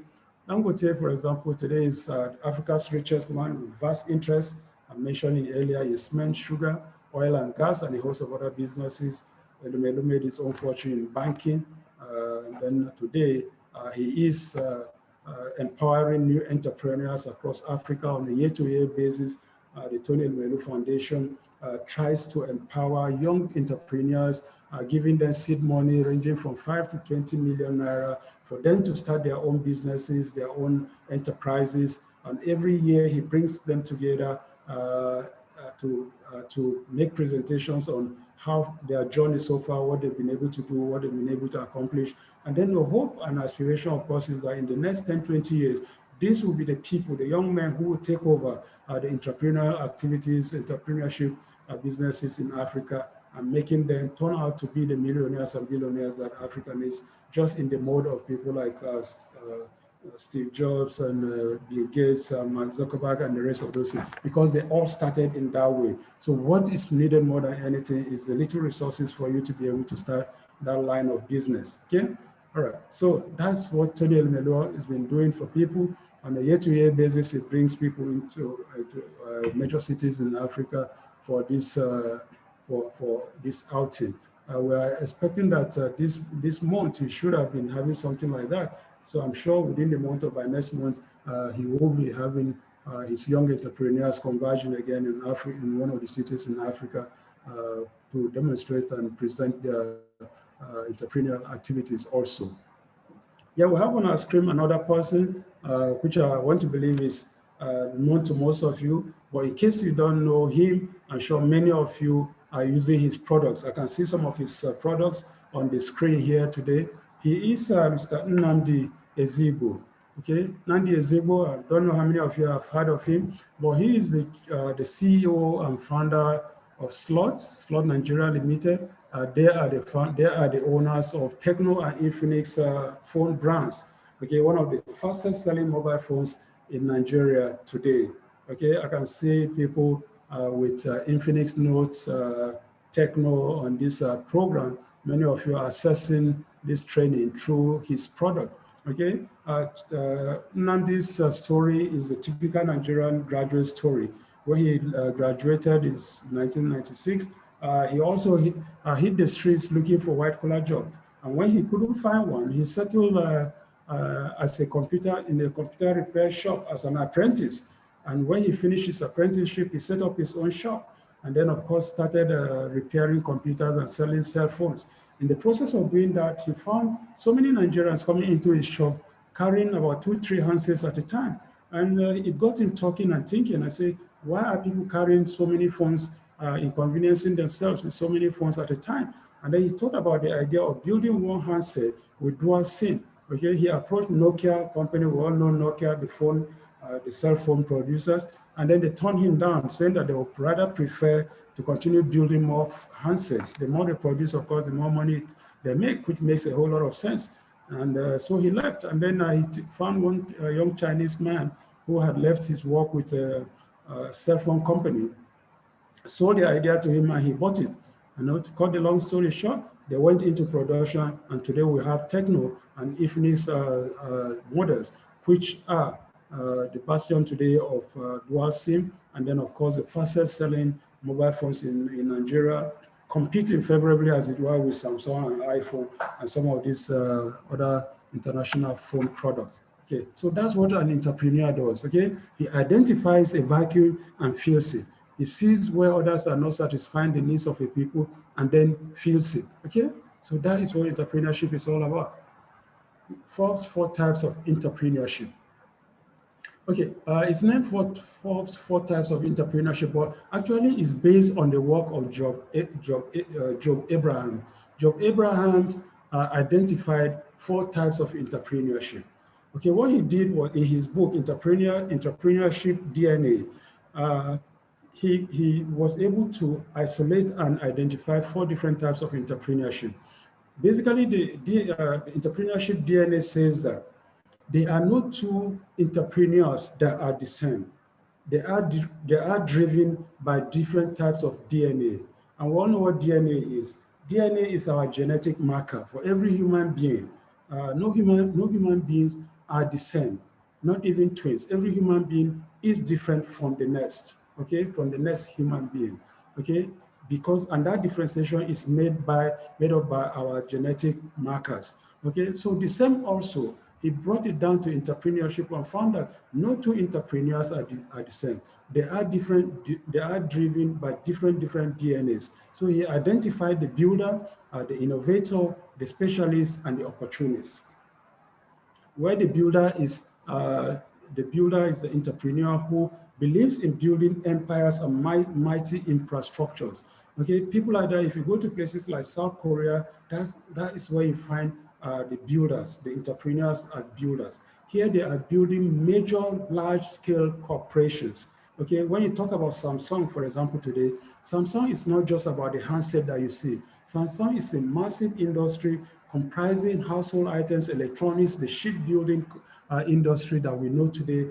They are some of the big builders of the largest ships that we can think about. These ship carriers, the carriers that we know, luxury carriers that we know, major tanks that oil tankers, crude oil tankers, and most of all these major ships that we know carrying large containers across the world today, most of them are products of South Korea, built by those massive builders, okay? Then the innovator, these are people whose passion is basically for innovation. It's innovation that drives them. People like Mark Zuckerberg, okay, they tell you that money is not their main challenge. What drives them is the passion for what they do, passion for what they produce, okay? They keep producing, satisfying the needs of human beings, okay? The specialists, these are experts, okay? Whose own this is the expertise, the the areas of specialization, the expertise that drives them. People like Bill Gates, for example, and his IT. Today, like I said, Bill Gates has moved away from IT to vaccine. And when you hear him discussing on TV today, you think he's a medical doctor discussing vaccines of various types. Because of Bill Gates, Nigeria has been able to get out of the polio pandemic that has held this country down for a very, very long time. And today he's involved with many of the vaccine manufacturers in the area of producing vaccine for the coronavirus pandemic, okay? That is the specialist, always driven by expertise, expert knowledge, and of course the skills that comes with it. The opportunist sees an existing gaps and provides a business to service that gap. Just like we've shown the example of Nnamdi Ezigbo, okay, who saw the gap, who saw an opportunity, and then of course he came down with the dual SIM cell phone to be able to meet the challenge of people carrying several handsets. So today, you find most people who ordinarily have been carrying two handsets with just one handset today, but they have dual SIMs within that singular one singular handset. So that is what Job Abrahams identified, the DNA of entrepreneurs. And why we emphasize this in this training is that we want to always advise our trainees that it's important before you go into any business to be able to identify the kind of entrepreneur that you are. What is it that drives you? What kind of DNA drives you? What kind of entrepreneurship DNA drives you? Okay, are you an innovator? Are you a specialist, an opportunist, a builder? What drives you? If you are able to identify the DNA that drives you, then of course you'll be able to know the line of business, the strategy that you adopt, the kind of people that you surround yourself with, the kind of people that you employ to work for you, and then the kind of things that you pursue in your entrepreneurial endeavor. So identify your own DNA, identify what drives you, and then you'll be able to make a success of what you want to be, okay? All right, types of businesses for consideration. We'll look at this and then we'll give a little break and then ask some questions. There are several businesses that an entrepreneur can consider before going into in Nigeria, okay? A simple talent or passion can trigger off a business that can be a means of livelihood for an entrepreneur. Okay, in Nigeria today, we have several types of businesses, not only in Nigeria, it goes across the entire spectrum of the world, really. But here we're emphasizing our own local type of businesses. Okay, I think it was Destiny who asked if this loan is just about agriculture, and I said no. So these are the other types of businesses that can also be considered, okay? And they are not just about agriculture. Agriculture is just one of it, okay? Though there's a strong emphasis on agriculture because we're trying to promote it as one of the areas where the country wants to diversify. But there are businesses like fashion, and I talked a lot about fashion and design earlier. Then of course, farming, which is agriculture, small scale manufacturing, catering, hospitality, buying and selling, not just ordinary buying and selling. Anything that you buy to sell, you must have to add value to it. not just you go and buy materials and come and start selling. If you are going to buy material, you must add value to that material to turn into some fashion, some clothing that has some added value, not just the ordinary material. Events management, animal husbandry, school business, daycare, nursery, hospitality, and eateries, restaurants, snack bars, digital currency investment, though the CBN is discouraging that as it were now, photography, publishing, dry cleaning, cosmetic, and the cosmetic industry, health and services, okay, and then we have vocational skills for consideration, electrical, plumbing, carpentry, masonry. Okay, so all of these businesses are available for people to consider going into. So if you haven't made up your mind what you want to do, these are areas that you can also look at and consider. And for the vocational skills, what we find in the country today is that while in this country, the building industry is so massive, in a place like the FCT, for example, this is a city that in the next 50 years is still growing. And then, of course, we find that if you go to most of the building construction sites, you find that most of the people involved in providing these skills, vocational skills, are not Nigerians. They are mostly drawn from the west coast of Africa, west coast of West Africa. There are places like Togo, Benin, Ghana, and all of that. And you hardly find Nigerians. Or when you find them, they are not as skilled as those other ones. So these are areas that our trainees, we advise that if you're also interested, this is an area that you can also be able to provide a vocational institution to provide vocational skills training, where we have a dearth of it today in the country. So these are the various businesses and vocational skills for consideration. All right, before we go into the next session, which is things to consider before going into business, we'll open the floor once again. And if you have any questions, please feel free to ask them before we continue, okay?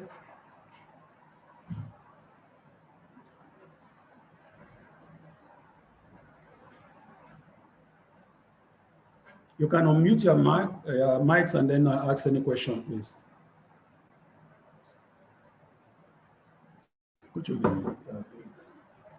Yeah, Tawfiq, you have a question? Yeah, Tawfiq, you have a question? Go ahead.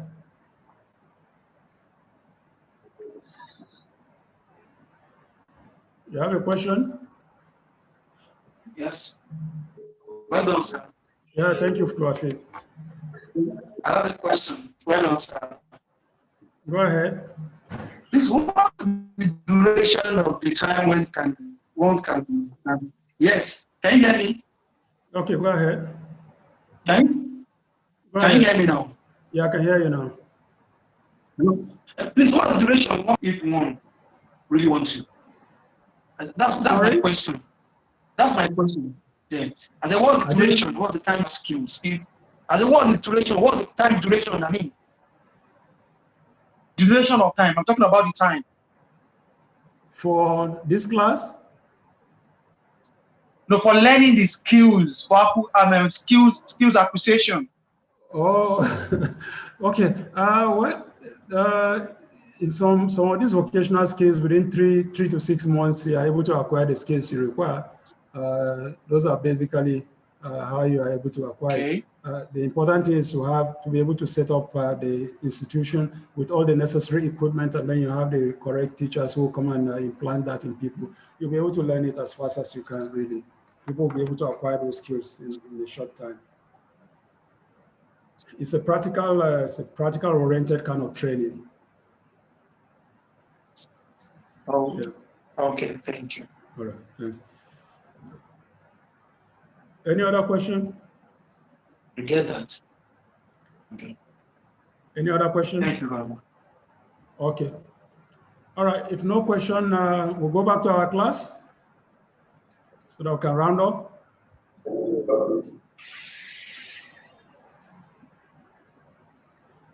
All right. So we're in the last stretch now. Right.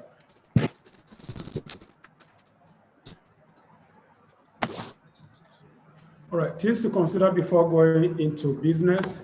What are the things to consider before going?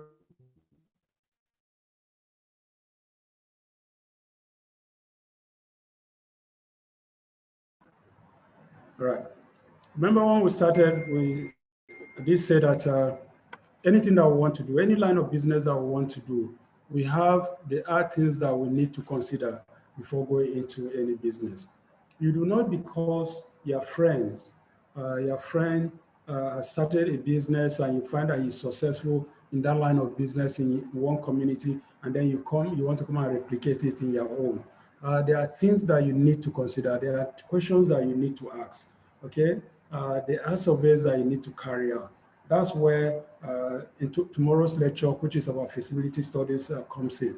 And then you will be told more about how to do feasibility studies, and then before you start your own line of business. So we'll just be looking at it peripherally here by asking these basic questions, things to consider before going into business. But we'll be looking at it in more details tomorrow when you do feasibility studies, okay? The first and foremost question you need to ask is there a demand for the business? What you want to do now as individuals, the line of business you are thinking of going into, okay? Is there a demand for that business within your community, within your environment where you are, okay? Many businesses fail. If you don't ask that basic question and you simply jump into the line of business, you might run into some challenges, because many businesses fail simply because the entrepreneur sets up a business and sold products and services people don't need. So you need to know if people really need that kind of line of business that you want to introduce. If they don't need it, don't go into it, okay? Some set up a business that produce or sell products and services that people want but cannot afford. I gave an example of somebody coming into an environment, for example, who saw people drinking water from stream water, okay, and then decided to dig a borehole. This is a product that people need. But in digging this borehole, he decided to start producing sachet water and bottled water, which a sachet sells for 10 naira per sachet, and then the bottled water for 100 naira per sachet. But because of the kind of environment, people do not have the money to be able to buy that kind of this.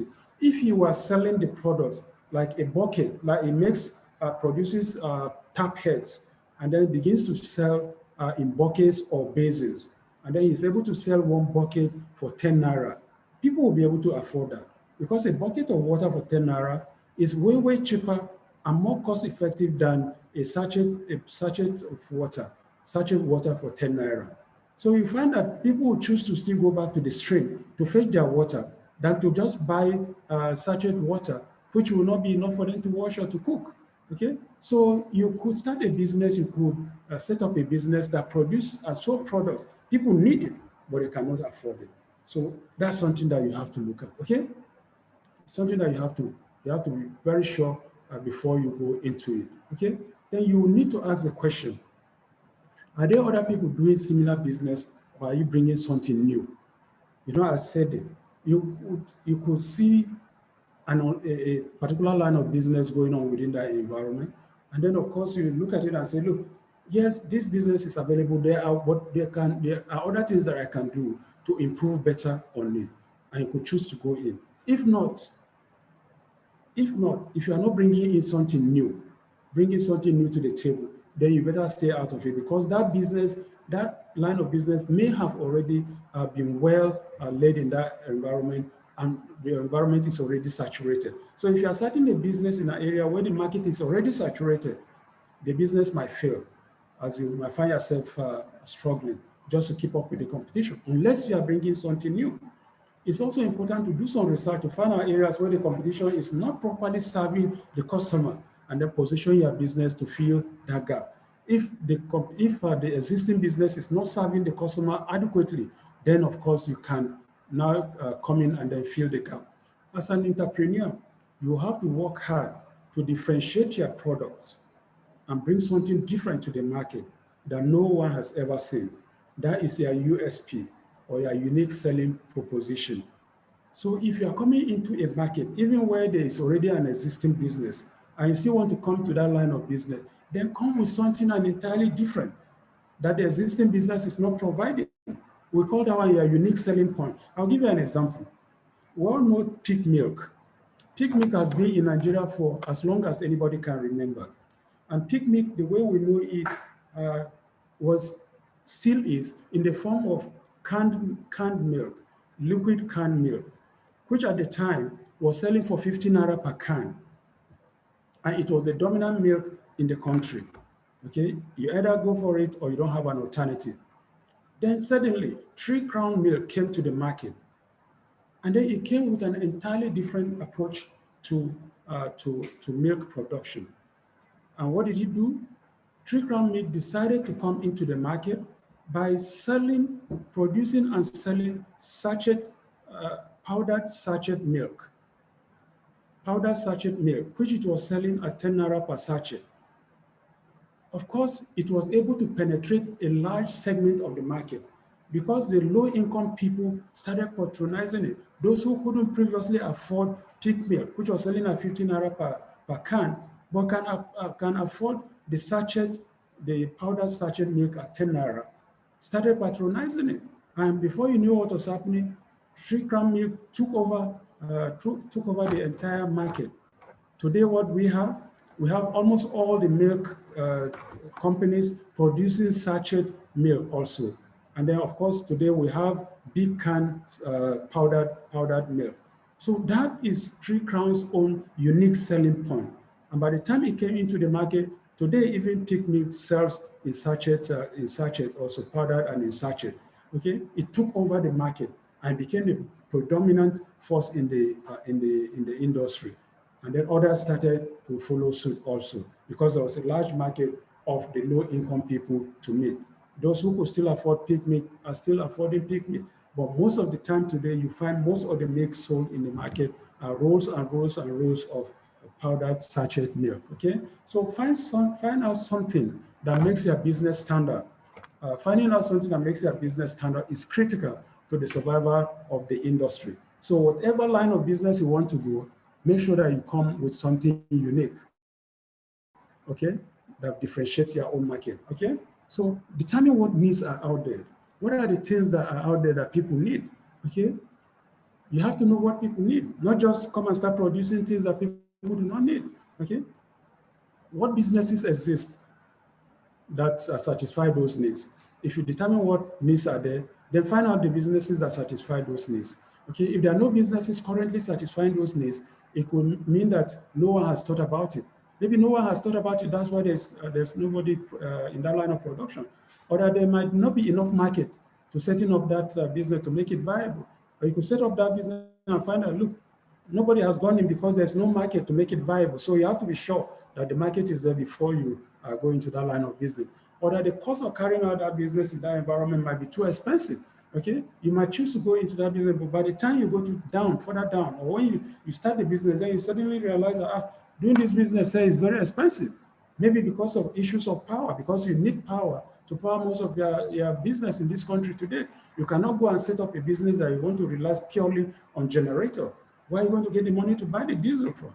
Okay, now we know the cost of diesel is changing on a day-to-day basis. Each time there's a new, in fact, it's a deregulated market anyway, so you cannot pin down the cost of your diesel. And if you're looking at petroleum, of course, there's uncertainties around our petroleum is even more pronounced than anything else. So these are things that you need to be very, very sure before you go into that market. So how do you determine what needs are out there? Okay, how do you determine what needs are out there? You ask the question. You'll be surprised what you find people needs, find out what about people's needs when you ask the question. Or you could administer simple questionnaires, okay? Develop questionnaires and then distribute it around so that to be able to generate the kind of responses you require to know what people need, okay? You use social media to get feedback from prospective customers. Today, the social media is one of the fastest ways of reaching as many people, thousands and millions of people as much as possible. You have all manners of social media platforms from the WhatsApp to the Facebook, to Instagram, and a whole range of them, TikTok and all of those things. You can be able to reach a wide audience with that. Or you can read online journals and online sites to be able to get free information about market surveys that you require, okay? And then of course you can look around and then see what is available. That's how the Gates and Steve Jobs started their own line of businesses. They looked around, observed the environment, and knew that, look, there are backings for us to fill in this community, okay, in this country. All right, main barriers to starting small business. What are the main barriers?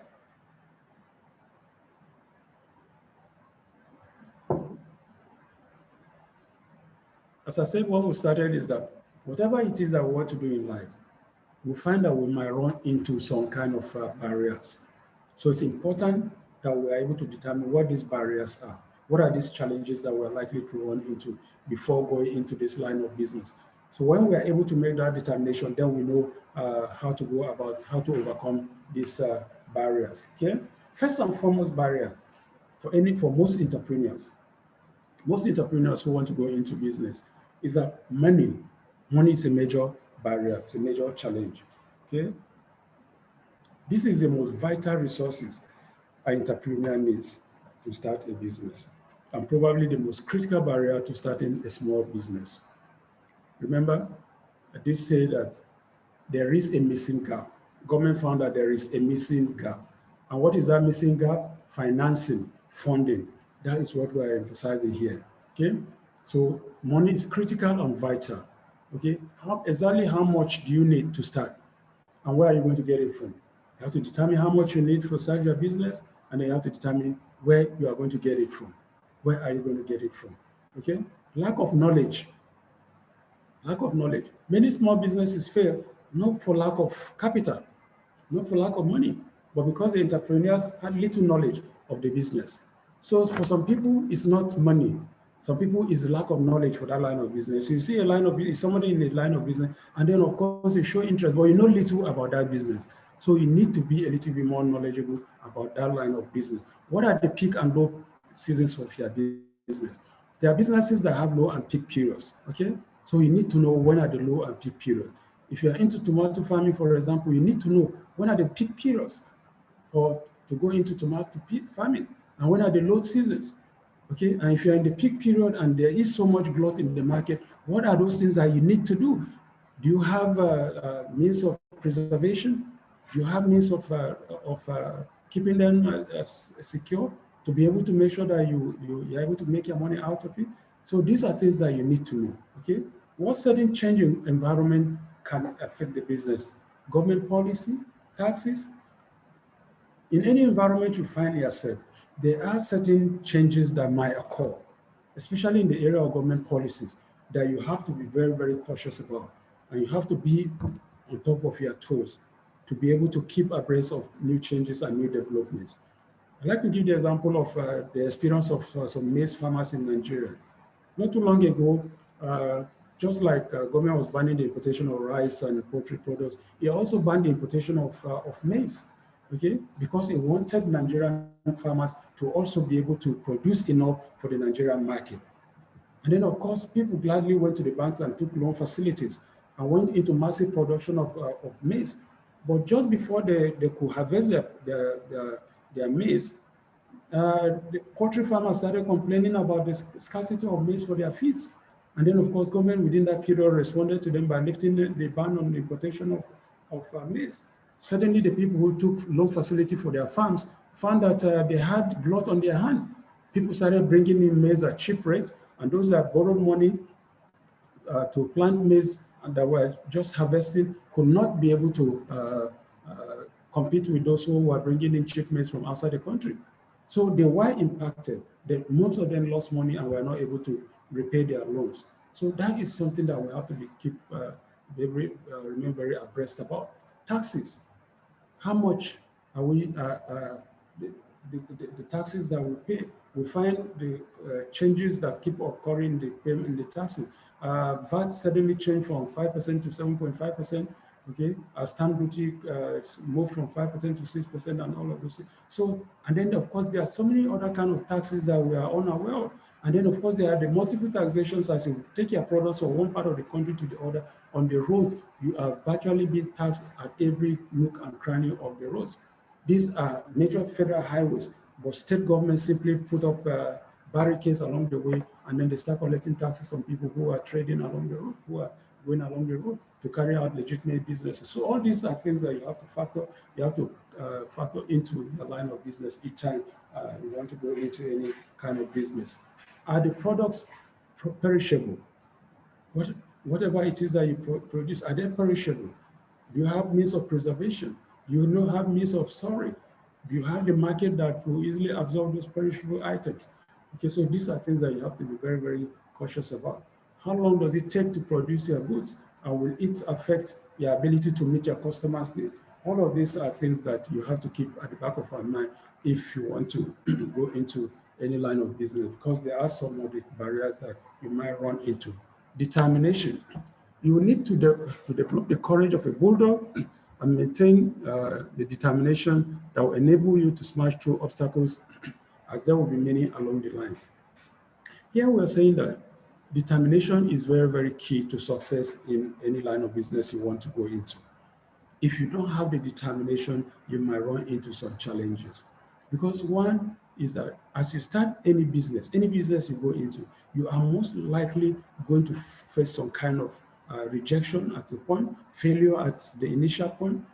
But what makes the difference is that when you face this failure or rejection, you do not just put your hands on your head and give up and turn your back and say, no, I've had enough. What you do is to find new solutions, find new strategies, and then approach the area, that line of business differently. And then, of course, remain determined and dogged, and then face the challenge squarely. That is the way to go about it. But the moment if you give up at the very first point, then of course you know that you have a long way to go. So it's important that you develop that dogged attitude, okay? The courage of a bulldog, and then the determination to weather through all the storms that you are likely to encounter, because it is going to be a reality for you, because the challenges will be there for you, okay? Fear, our greatest enemy. Fear is one of the greatest barriers to people starting a business. The question they ask is, what if I fail? What if I make a fool of myself? What if I'm rejected? And people say no. Of course, these are things that you definitely will come across someday. You come up with a very fancy idea and you think, look, this is a world beater, this is a world seller. And then you find that by the time you approach people, maybe for funds and resources, and they turn you down, okay? Or when you take off and then you find that you fail at that first start, okay? Then of course, you turn your back and then give up so easily. If you do that, then of course you know that you're not going to make any headway, okay? People like Bill Gates, Thomas Edison, all face one form of rejection or the other. I talked about the Wright brothers, who, when they announced to the world that they have succeeded in flying just within 59 seconds, taking their plane over 853 feet from the ground, they were so excited and people didn't believe them, okay? They were rejected at the time and then had to move to France. But today, because of their vision and commitment and determination, we see where we are today. Bill Gates, for example, when he started his computer, he approached IBM. We all know IBM machines. IBM were the producers of mainframe, large-scale mainframe computers that could occupy a whole building. And when Bill Gates approached them and said he was planning on building microcomputers, and that in the next decade, he wants to put computers on the table of every home and office in the US, they laughed at him. They turned him down and said it was not possible. Of course, we know what it is today. And one of the greatest regrets of IBM is turning down Bill Gates. Thomas Edison, who produced the electric bulb, tried separately more than 10 times before he succeeded at the 12th attempt. And that is why we are beneficiaries of the electric bulb that we use across the world today. The same also with Honda. We all know what Honda cars are all about. When they started in Japan, the Japanese scoffed them and laughed at them. But today is one of the major brands we have in the world today. So you have to be very, very determined. Even if you fail at the first try, don't give up. If people laugh at you, so what? They say, make a fool of yourself. It's yourself. But one of the challenges that we have in Africa and Nigeria is that we as Africans, we have not been able to overcome fear. Okay? Fear is one of the things that really hold the African down. Okay? We are still held down by superstition, held down by fear or the dark. Okay? While the Western world has overcome fear, conquered fear, and that's why they're able to send people to the moon, we are still scared of small things like darkness. And that is why up to today, we have not been able to make those major accomplishments that the world has made. I just talked about the first African American to go into space. Even for African Americans who have lived in the US for over 500 years, we are just having the first African American going into space, which is a major challenge for us. Okay, so fear is a major challenge, major barrier for people who want to start businesses. Okay, then lack of support. Many small businesses lack support. Many businesses lack support. Sorry, there's let me check. There's a chart. Chukuma Okore say I can't hear. Check your network, or like I said, go to YouTube, please, Chukuma. Check your network, okay? Or go to YouTube. You'll be able to hear. So another barrier is lack of support. Many small businesses lack support in the critical areas of need. This could include the areas of funding. Few financiers are willing to support small businesses. I'm sure many of you have gone through that problem before. Many of you must have gone through that problem before. You have this fancy idea of a business you want to start, and you approach some of your friends who you know are well-to-do people within your community, with the environment that you know, who you see buying new cars, building new houses, and you seek financial support, and they are not forthcoming. You know? So that is a major challenge there. Okay, funding is a problem. Okay, legal and regulatory support, difficulty in fulfilling registration requirement. Yeah, that is also another major challenge that we have for people who are starting new businesses. On the final day of this course, we'll be looking at business law, where my colleague will take you on business law, how to register a company, compliance requirements for doing business in Nigeria. But these are realities, essential realities about how the challenges people find when they want to start their own businesses in the country today. Okay, so these are some of the problems that we have. All right, so we're on the final leg now. Sources of funding for small businesses. Okay, well, looked at the challenges. Okay, the hurdles. Now, sources of funding for small businesses. What are the sources of funding for small businesses, for people who want to go into business? One of it, of course, is why you're on this program today. You want to access the Agsmeis loan scheme. That's why you're here. But then there are other sources. So let's look at the other sources, which we listed here. Equity, loans, grants, cooperative loans, which are also loans, and then crowdfunding. So these are various sources of funding. Let's look at them one after the other. Equity. What's an equity? Equity is an investment made in the shares of a business. Okay, it's an investment made in the shares of a business. It is made with the understanding that the investor will get a return on their investment and appreciation on the capital that they have invested. So if you go to the stock market, for example, and you buy shares in any business that you are interested, or a friend of yours is starting a business and he takes it to the stock market and you buy shares from there, that is equity. Okay, you're buying shares, you're buying equity in that line of business. Okay, the good thing about equity is that it's a good source of funding for entrepreneurs. Okay, because it provides a long-time period for the entrepreneur to be able to nurture the business before they begin to declare profit and then pay dividend. So at least it's a comfort zone where you are able to draw money from the various shares people have bought, and then to be able to develop and build a business to that level where it becomes profitable, and then people are able to buy shares, and then you are able to make some money out of it yourself. Okay, so equity funding comes from the following sources: from savings, from partners, from investors, from family. Savings, let's look at savings.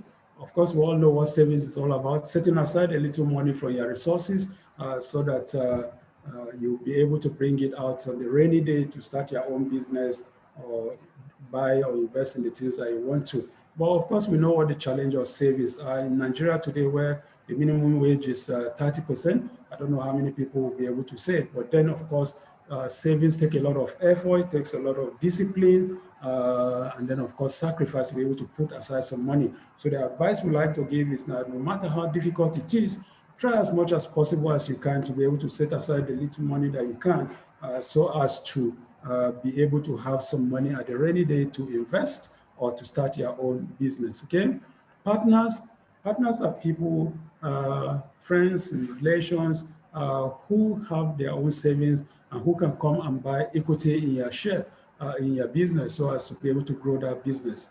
Then we have investors. These are people also who are able to put their funds into something in order to get a return on that line of business. Okay. It's the same with equity investors, people who go to the stock market to be able to buy those shares. Okay. Then we have angel investors. These are wealthy private individuals who invest in businesses in exchange for some equity in the company. Angel investors, as the name suggests, are people who might not necessarily know you, but they are wealthy individuals who see young entrepreneurs, believe in the line of business they are coming into, and then come out to support them, providing the needed funds to encourage them to build their businesses. And then they are able to mentor them, advise them on that line of business. And then with the hope that by the time the business takes root and then becomes fruitful, they'll also be able to gain some things in terms of the equity they have put in that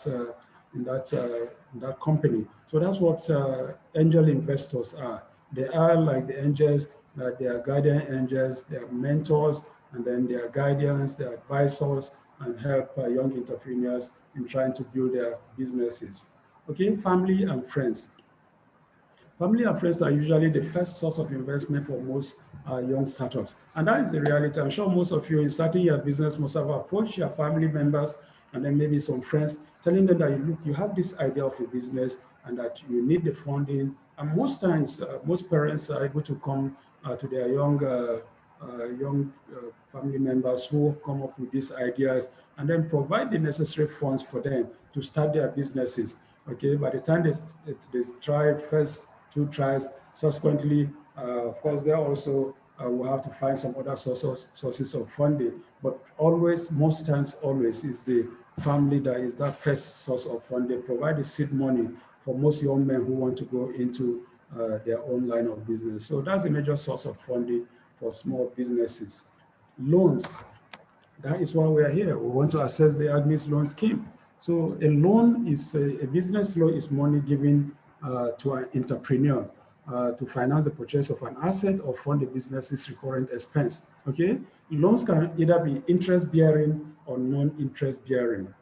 In the former, the borrower and the lender agree on the rate.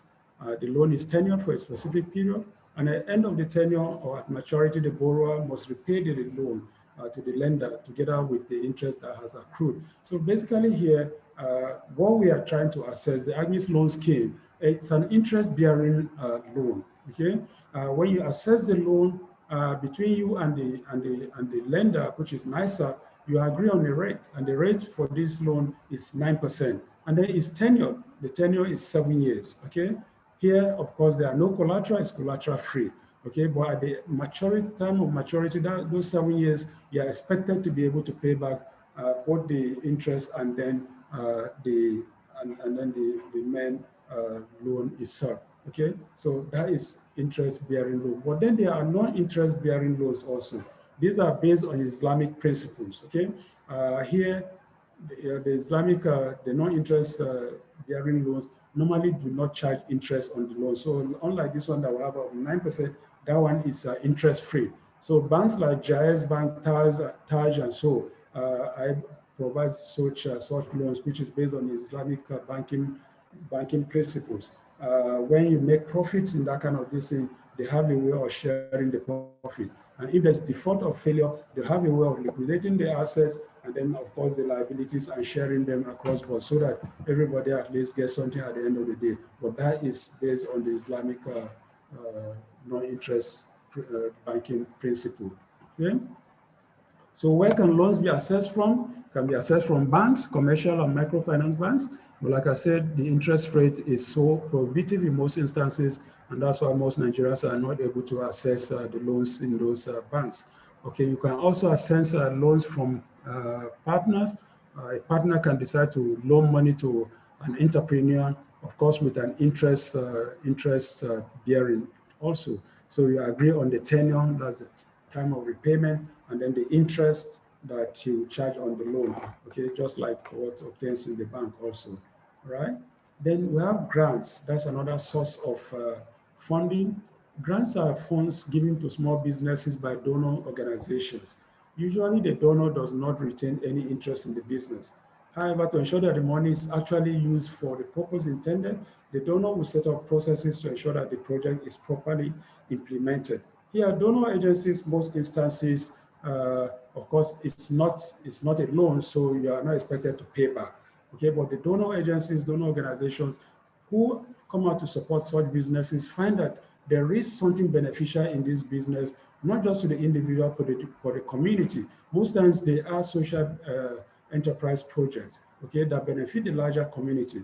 In most instances, they either provide the money, the donor agencies provide the money, or provide the equipment and advisory services for the individuals who are running that business. That's the kind of funding that comes into it, okay?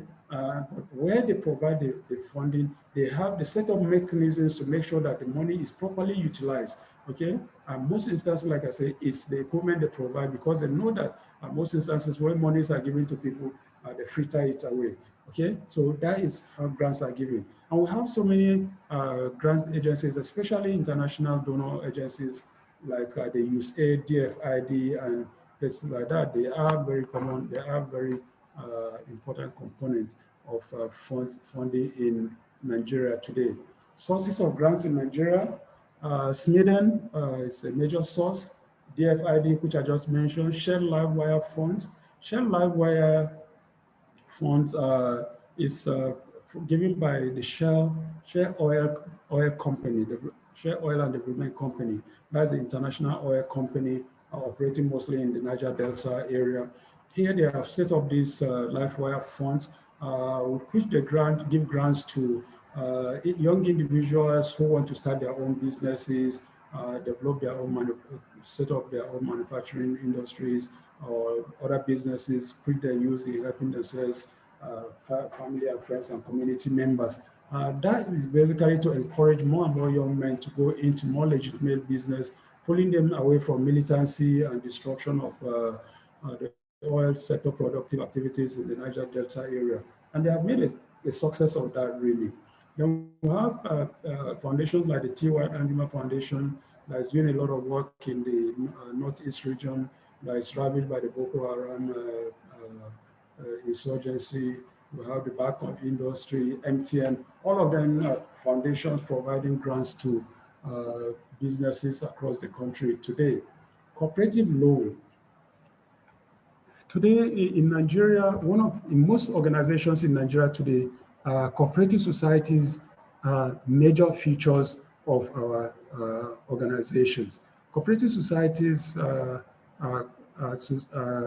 little organizations within these ministries, departments, and agencies where people come together in cooperative societies and then contribute money, which they use in funding the cooperative's activities or giving out loans to their own individual members, or using the money collected to buy assets which they share to their members, or buy and sell items to be able to make money for their members. And then, of course, at the end of the year, depending on your contribution, you are able to earn some money in terms of dividends. Okay, many people have used the cooperative society to obtain loans, to start their own businesses, maybe some to pay rent, buy cars, pay school fees, and things like that. But that's what the cooperative society does for people in such agencies, and it's a major source of soft loan for members in those organizations. Okay, crowdfunding. Crowdfunding. This is a new initiative, really, which we are finding more and more on the internet. Okay, it's a process of raising funds from individuals through the internet. Okay, the entrepreneur approaches the individuals through recognized platforms like Facebook, Instagram, and the rest of them, and then floats a business idea, which he pitches. And those who find that business idea worthwhile and profitable could invest their monies in that. Okay, individuals send their monies either in for a reward or for some kind of returns. Today, major companies have been set up through crowdfunding. We hear of Forever Products, for example. They are crowdfunding strategies. We have Cloud9. We have M Global, Alliance Products. These are a Filipino company that's making major inroads in Nigeria today.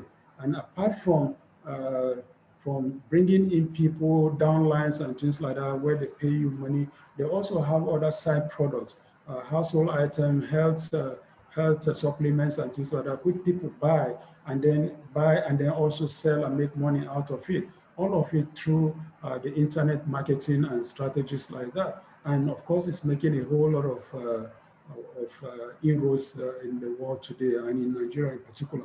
We know, of course, of some of them that have turned out to be like Ponzi schemes, like the MMM, where people lost so much money. But most of those who are well vetted and with due diligence have turned out to be very, very profitable source of making money for those who choose to go along that line of business. So these are various sources of funding small business today, which people can consider and go into. All right, so we have come to the end of our paper.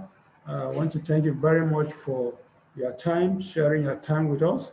And we'll open the floor now. So if you have any questions, you can ask and then we can take them before we close for the day. It's a long day, taking a lot of your time. So we try and round up so that you can go about your other businesses for the day. Thank you very much for your time. No, I didn't. Thank you. Okay, so yeah, Helen. Afternoon, Helen. Good afternoon. Thank you. I'm interested. Like, yes, sir. Go ahead. I'm hearing you. Not a question. Just to appreciate you for the lecture. Oh, thank you, Heli. I appreciate it a lot too. Thanks for your time. Thank you, sir. Welcome. Any other question? Anybody with a question?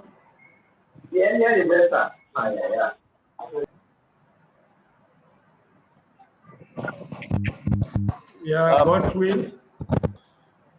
Good afternoon. In Phoenix. Okay, Godwin. Everybody gets highlighted. In Phoenix, we don't have your name. Go ahead if you have a question. My name is Robert Zwalda. And sorry? My name is Robert Zwalda. Robert Zwalda. Okay, Robert. All right, well done. Mingi. And a very good work, and you've done so well, and you've been able to highlight us as much as as you can. My first question is about the issue of talking about money. You talked about the challenges of where your money is. You should be careful on how you are able to put this money into your business. And I thought of, okay, if for instance, you know, your target audience in a business is the elites, and you need a lot of funding into that, you know, can you also be also looking at, okay, because you're thinking of this money is on how, you know, you shouldn't be able to, you know, put much money into this business, so that as a result of that, not being able to drive customers per se. I don't know if you're getting my question. So in a situation like that, how do you go about it? Because sincerely, you know, you should have a target audience when you're going into a business, and of course, and from a saying that says you put your money where your mouth is. You know, if you can be able to access a loan that grants you, for instance, an amount of 10 million, and you're putting your target audience is the place where, okay, you're putting this to be able to access more money. Is it really, you know, I really get it's a little well confused there. I don't know if you understand my question, sir. Yeah, it's question. It's a little mixed here and there. If I understand you well, you're talking about investing your money and then looking at a bigger audience or something like that? Exactly. Yes. All right. We always like to advise that when we start small to grow big. Okay, we start small to grow big, and that's why this loan facility starts from 5 million if you're a startup, and then 10 million if you're already an existing business. So we are starting small, and along as you are starting, there's a learning curve, because there's no way you start today and become a major corporation tomorrow. You have to make some mistakes, and then you have to learn, and then continue to grow gradually along that path. That's basically what we are looking at. Okay, so whatever it is that you do, even if your ultimate target is the upper echelon, start small and build from there and perfect whatever it is that you are producing, and then your focus, of course, should not be lost. Okay, because we talk about vision. Maybe in one of the papers that we might take in, we'll be looking at the vision. Tomorrow, when you are going to do feasibility studies, my colleague will take you up on that. And then, of course, you'll be asking about your vision. What's your vision? Okay, we'll talk about the vision of any company. Your vision is where you intend to be in the next 10, 20 years. Okay, that is where you intend to be. That's the large market you are looking at. But for starters, as you are starting at this point now, all you are trying to do is to make inroads, to find the market now, to be able to build on as you go forward. And as you create the larger niche and then the larger market, which you are intending eventually to become. But you don't, because you start immediately now, think that you have to get to that larger market overnight. It's a gradual process of building, making mistakes and learning and moving down along the line. That is the advice I'll give. While not losing focus of what you want to do or where you want to be, remain, as it were, consistent in making sure that you are able to get the right footing on the ground to be able to build that company moving down the line, okay? That's the advice I'll give, if I understand your question well. All right.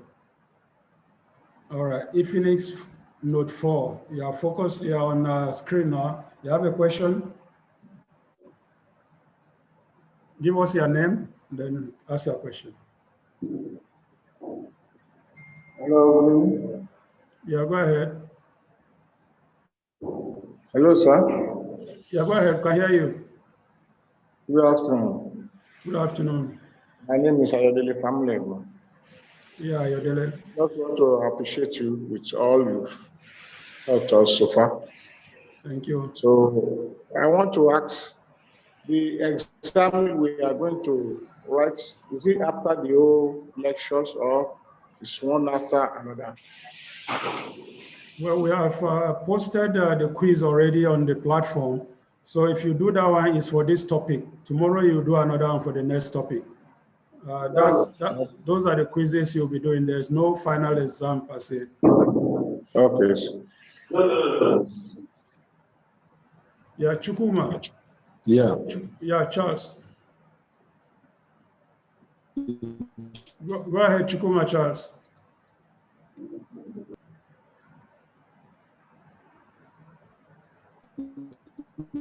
Chukuma. Go ahead. You have network problem? Charles is the name. Yeah, Charles, go Hello. ahead. Please, I want to know, is this loan just for once? Is this something you just collect once and wait it? Your network band is low. That's what is reporting on the screen.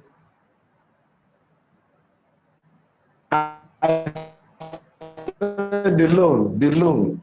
Yes. Hello. Go ahead. Hello. Go ahead. Can hear you. Is it clear? I need something you collect once and wait till after 7 years before you pay. I said the loan, is it what you collect once and you wait for 7 years? Assuming we are collecting 5 million. Well, is the tenure? Is it, if you are with me, Charles, is the tenure? If you collect 5 million, the tenure is 7 years. That's, you have up to 7 years to repay. But if you have made enough profit as you are running the business, you are expected to be paying back. So if you are able to pay within 3 years, no problem. If you're able to pay within 4 or 5 years, no problem. Nobody says you have to wait until that 7 years, but that is the leeway that you have been given. Okay.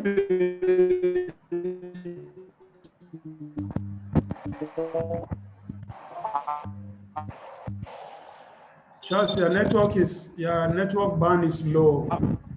I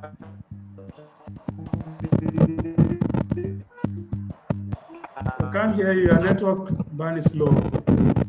Yes, Robert, you have another question? Yes, please. Sorry, please. I need to clarify.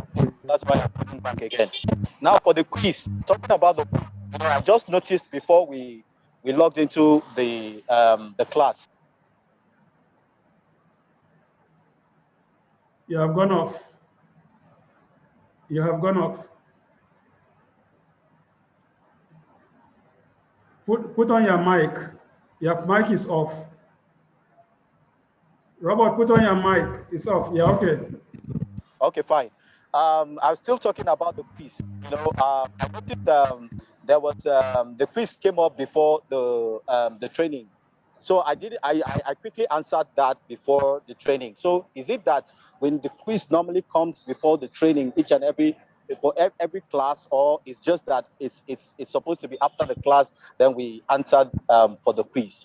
Yeah, you know, we wrote it in the joining instructions that we gave. We will say we'll have a pre-lecture quiz and then we'll have a post-lecture quiz. But now we just want to do only one because they are the same quiz. What we want to do is to test your knowledge of the subject before the training, so as to see how much you know about the subject. Okay, and then subsequently we'll also give you a test again to find out how much you have learned. But if you've done that one, it's enough for us to be able to make our own determination. Yeah. Because I did that before the lecture, so of course, if that I did that after this, now I would have known better. So it's all right, no problem. There's no failure in it. That is our first time, so you have to bear with us. Don't worry, there's no failure in it. Better. Thank you. All right. How is Manji doing?